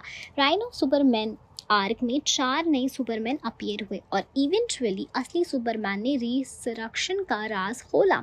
एक क्रिप्टोनियन रीजनरेशन मैट्रिक्स ने उसकी बॉडी को हील किया, लेकिन सुपरमैन की असली मौत पहली बार डूम्सडे के में हाथों में हुई थी और उस मोमेंट ने दिखाया कि इवन गॉड लाइक हीरोज भी वल्नरेबल होते हैं। तो सुपरमैन को पहली बार किसने मारा? जवाब है डूम्सडे, एक अनस्टॉपेबल मॉन्स्टर जिसे सिर्फ मारने और बर्बादी के लिए बनाया गया था। उनका ये क्लैश डीसी कॉमिक्स के सबसे पावरफुल और इमोशनल बैटल्स में से एक था। द डेथ ऑफ सुपरमैन सिर्फ एक कहानी नहीं बल्कि एक लेगेसी बन गया, जहाँ से दुनिया ने जाना कि असली हीरो सिर्फ जीतने में नहीं, सैक्रिफाइस करने में भी होता है। तो ये थी पता चलने वाली बात कि सुपरमैन वापस कैसे आया। अब बात करते हैं कि who could beat Superman in a fight, जिसमें सुपरमैन को हराने वाले आइकॉनिक कैरेक्टर को स्ट्रैटेजी, पावर और टैक्टिक्स के बेसिस पर एक्सप्लेन करेंगे। कौन सुपरमैन को हरा सकता है? दुनिया के सबसे मजबूत सुपर हीरो को गिराने वाले कैरेक्टर। सुपरमैन को दुनिया का सबसे पावरफुल सुपर हीरो माना जाता है। उसके पास super strength, super speed, flight, laser vision, X ray vision और इनवल्नरेबिलिटी जैसी पावर्स है। लेकिन इसका मतलब ये नहीं कि उससे हराना पॉसिबल है। डीसी यूनिवर्स और बियॉन्ड के कई कैरेक्टर्स ने सुपरमैन को या तो फिजिकली, मेंटली या स्ट्रैटेजिकली बीट किया है। चलिए देखते हैं कुछ ऐसे लेजेंडरी कैरेक्टर जो सुपरमैन को हरा चुके हैं या हरा सकते हैं। सबसे पहले आता है लेक्स लूथर, दिमाग से बहुत ही मजबूत। सुपरमैन का सबसे बड़ा दुश्मन है लेक्स लूथर। वो कोई एलियन या मॉन्स्टर नहीं बल्कि एक जीनियस लेवल ह्यूमन है। उसके पास ना सुपर पावर्स है ना फ्लाइट, लेकिन उसका दिमाग और एम्बिशन सुपरमैन से टक्कर लेता है। लेक्स ने कई बार क्रिप्टोनाइट आर्मर का यूज़ करके सुपरमैन को फिजिकली चैलेंज किया। वो पॉलिटिकल एंड साइंटिफिक लेवल पर सुपरमैन के अगेंस्ट प्रोपेगेंडा चलाता है। स्ट्रैटेजी और मैनिपुलेशन से वो सुपरमैन को लीगली या इमोशनली भी वीक कर देता है। लेक्स लूथर का सबसे बड़ा वेपन होता है प्लानिंग एंड इंटेलेक्ट। फिर है मैक्सवेल लॉर्ड, माइंड कंट्रोल का उस्ताद। मैक्सवेल लॉर्ड एक टेलीपैथ है जो लोगों के दिमाग पर कंट्रोल कर सकता है। एक बार उसने सुपरमैन को ही कंट्रोल करके उसे बैटमैन के अगेंस्ट भेज दिया था। एक डेंजरस सिचुएशन थी जहां सुपरमैन ने अपने ही फ्रेंड के खिलाफ जानलेवा अटैक्स किए। वंडर वुमन ने तब मैक्सवेल लॉर्ड का नेक तोड़ दिया था ताकि सुपरमैन उसके कंट्रोल से बाहर आए। इस इवेंट ने दिखाया कि अगर कोई सुपरमैन के माइंड को कंट्रोल कर ले तो वो दुनिया के लिए थ्रेट बन सकता है। फिर है बैटमैन, अल्फ्रेड पेनीवर्थ, स्ट्रैटेजी और प्रिपेयर्डनेस। बैटमैन का रूल सिंपल है, अगर मुझे टाइम मिला तो मैं किसी को भी हरा सकता हूँ और सुपरमैन भी इस एक्सेप्शन नहीं है। बैटमैन ने द डार्क नाइट रिटर्न जैसे स्टोरी लाइन्स में सुपरमैन को बीट किया। उसने स्पेशली डिज़ाइन क्रिप्टोनाइट सूट पहना और फाइट की प्रॉपर प्लानिंग की। एक ऑल्टरनेट स्टोरी लाइन में इवन अल्फ्रेड पेनीवर्थ ने भी सुपरमैन को हरा दिया था जब सुपरमैन ने बैटमैन को मार दिया। अल्फ्रेड ने उसी क्रिप्टोनाइट सूट का यूज़ किया और उसे क्रश कर दिया। ये दिखाता है कि ब्रेन और तैयारी से ब्रूट फोर्स को भी हराया जा सकता है। फिर है वंडर वुमन, पावर में बराबरी। वंडर वुमन भी एक डेमी गॉडेस है और उसके पास भी इमेंस स्ट्रेंथ, स्पीड और कॉम्बैट स्किल्स है। वो सुपरमैन से फिजिकली थोड़ी कमज़ोर हो सकती है, लेकिन बैटल एक्सपीरियंस और वॉरियर इंस्टिंक्ट्स में वो उससे आगे हैं। कई कॉमिक्स में, एनिमेटेड फाइट्स में वंडर वुमन ने सुपरमैन को इक्वल फाइट दी है। उनके बीच की फाइट सुपरमैन को डोमिनेट करती है। कभी डियाना को ये फाइट होती है स्ट्रेंथ वर्सेस स्किल की। फिर आता है डार्क सीड, कॉमिक लेवल का दुश्मन। डार्कसीड एक गॉड लेवल विलन है जिसका मकसद है एंटी लाइफ इक्वेशन से पूरी यूनिवर्स को कंट्रोल करना। उसके पास ओमेगा बीम्स है जो किसी भी एंगल से टारगेट को मार सकती है। उसने कई बार सुपरमैन को बीट किया है, चाहे वो स्ट्रेंथ हो या मेंटल मैनिपुलेशन। डार्कसीड के अगेंस्ट सुपरमैन को फुल पावर मोड में जाना पड़ता है, तब भी गारंटी नहीं होती जीत की।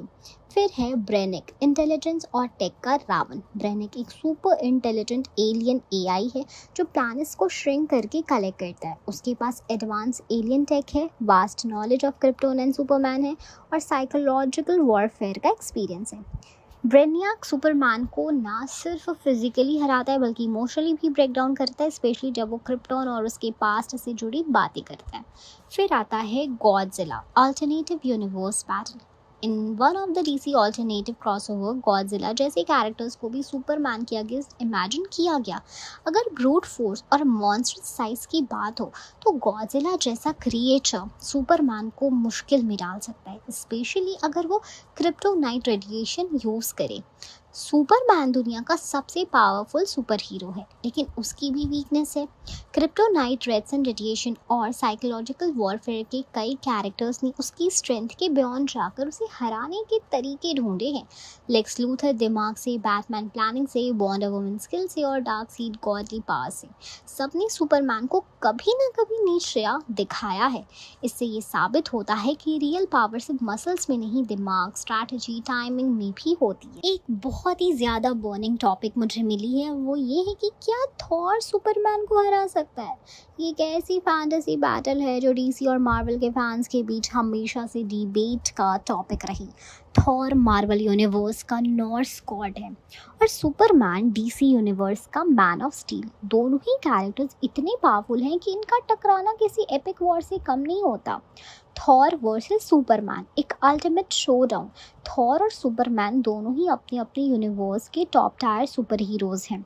एक तरफ थॉर है जो एसगार्ड का प्रिंस और थंडर का गॉड है, दूसरी तरफ सुपरमैन है जो क्रिप्टोन से आया हुआ एक एलियन है लेकिन अर्थ का प्रोटेक्टर बन गया है। चलिए इन दोनों के पावर्स और एबिलिटीज़ को कंपैरिजन करते हैं और समझते हैं कि कौन जीत सकता है।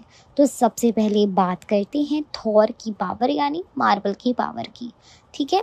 फिर आता है मोजलोनीर, थॉर का मैजिकल हैमर जो सिर्फ वर्दी इंसान ही उठा सकता है। इसे वो लाइटनिंग, थंडर, डायमेंशन ट्रैवल कर सकता है। गॉड ऑफ थंडर, थॉर अपने आप में एक वेदर गॉड है, वो लाइटनिंग बॉल से अपने ओपोनेंट को जला सकता है। सुपर ह्यूमन स्ट्रेंथ, थॉर की ताकत इतनी ज़्यादा है कि वो पूरा माउंटेन उठा सकता है और सेलेशियल लेवल बीइंग से लड़ चुका है। इमॉर्टैलिटी, एज गार्डियन होने के नाते थॉर एजिंग और डिजीज से इम्यून है।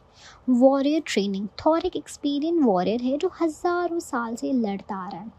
सुपरमैन की पास DC, solar power strength, Superman yellow sun से पावर लेता है जिससे उसके पास लिमिटलेस स्ट्रेंथ होती है। सुपर स्पीड, वो लाइट से भी तेज़ी से मूव कर सकता है और फ्लैश के बराबर स्पीड दिखा चुका है।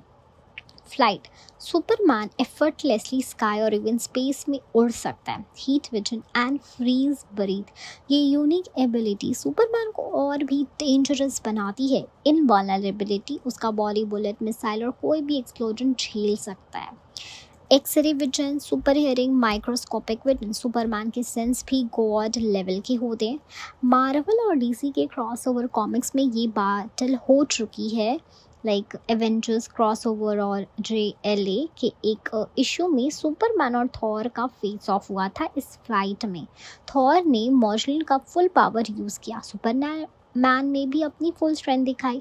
दोनों के बीच पावरफुल पंचेस, लाइटनिंग स्ट्राइक्स और हीट विजन का एक्सचेंज हुआ, लेकिन एंड में सुपरमैन जीत गया।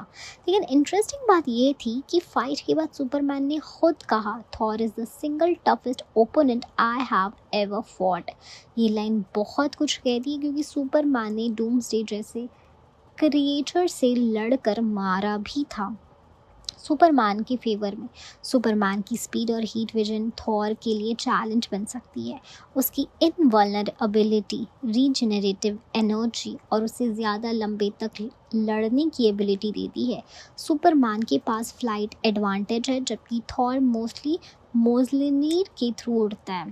थॉर के फेवर में मोजोलनीर मैजिकल वेपन है और सुपरमैन मैजिकल के अगेंस्ट वल्नरेबल होता है। थॉर के पास गॉडली इंड्योरेंस और बैटल एक्सपीरियंस है जो सुपरमैन से ज़्यादा पुराना है। ओरिन फोर्स और यून किंग थॉर जैसे फॉर्म्स में थॉर काफ़ी ओवरपावरिंग बन जाता है। अगर हम स्टैंडर्ड वर्जन्स लें तो सुपरमैन थोड़े एज ले जाते हैं due to speed advantage, flight control, energy absorption. लेकिन अगर र्यून किंग थॉर या वॉरियर मैडनेस में मोड थॉर को लाए तो वो सुपरमैन को जेन्युइनली हरा सकते हैं। स्पेशली सुपरमैन का मैजिक के लिए वल्नरेबिलिटी थॉर के फेवर में जाती है। क्रॉसओवर कॉमिक ने सुपरमैन को विलन बताया, लेकिन फुल क्लैरिटी के साथ बोला गया कि थॉर ने उसे ऑलमोस्ट इक्वल टक्कर दी। Superman might win the majority लेकिन थॉर इज नो लेस। ये एक ऐसी बैटल है जहां रिजल्ट फाइट की कंडीशन, वर्जन ऑफ कैरेक्टर और राइटर के इंटरप्रिटेशन पर डिपेंड करता है। पर फैंस के लिए दोनों का क्लैश देखना एक ड्रीम बैटल ही रहेगा। सुपरमैन 2025 जिसे जेम्स गन डायरेक्ट कर रहे हैं एक फ्रेश स्टार्ट है डीसी स्टूडियोज के नए सिनेमैटिक यूनिवर्स का। इस मूवी का टाइटल सिर्फ सुपरमैन है, जिसका मतलब है कि ये एक स्टैंड अलोन और रीबूटेड वर्जन है, ना कि पहले वाली सुपरमैन मूवीज जैसे हेनरी कैविल वाली के सीक्वल। तो आइए इसे डिटेल में समझते हैं कि क्या ये मूवी हिट हो सकती है या स्टोरी का क्या है, पैन इंडिया रिलीज होगी या नहीं, और क्या ये सीक्वल है या एक इंडिपेंडेंट मूवी है। फिलहाल जितनी बज़ और एंटिसिपेशन ऑडियंस के बीच है उससे लगता है कि सुपरमैन 2025 काफ़ी स्ट्रॉन्ग ओपनिंग ले सकती है। इसके कई रीजंस हैं। Director James Gunn guardian of the Galaxy और द सुसाइड स्क्वाड जैसे मूवी बना के बाद गन ने फैंस का ट्रस्ट जीता है। उनका डायरेक्शन स्टाइल इमोशनल भी होता है और फन भी। फ्रेश स्टार्ट डीसी यूनिवर्स को रीसेट करने का ये पहला बड़ा स्टेप है। ऑडियंस ने नया सुपरमैन को देखने के लिए एक्साइटेड है क्योंकि ये पुरानी गलतियों से अलग अप्रोच ले रहा है। New cast, new tone. David Corenswet को नए सुपरमैन के रूप में कास्ट किया गया। उनका लुक क्लासिक सुपरमैन जैसा है, स्ट्रॉन्ग, चार्मिंग और idealistic. Early buzz and global market. DC Studios इस प्रोजेक्ट को ग्लोबल स्केल पर लॉन्च कर रहा है, जिसमें इंडिया भी एक इम्पॉर्टेंट मार्केट है। अगर प्रमोशनल कैंपेन स्ट्रॉन्ग हुआ तो ये इंडिया में ज़बरदस्त कलेक्शन कर सकती है।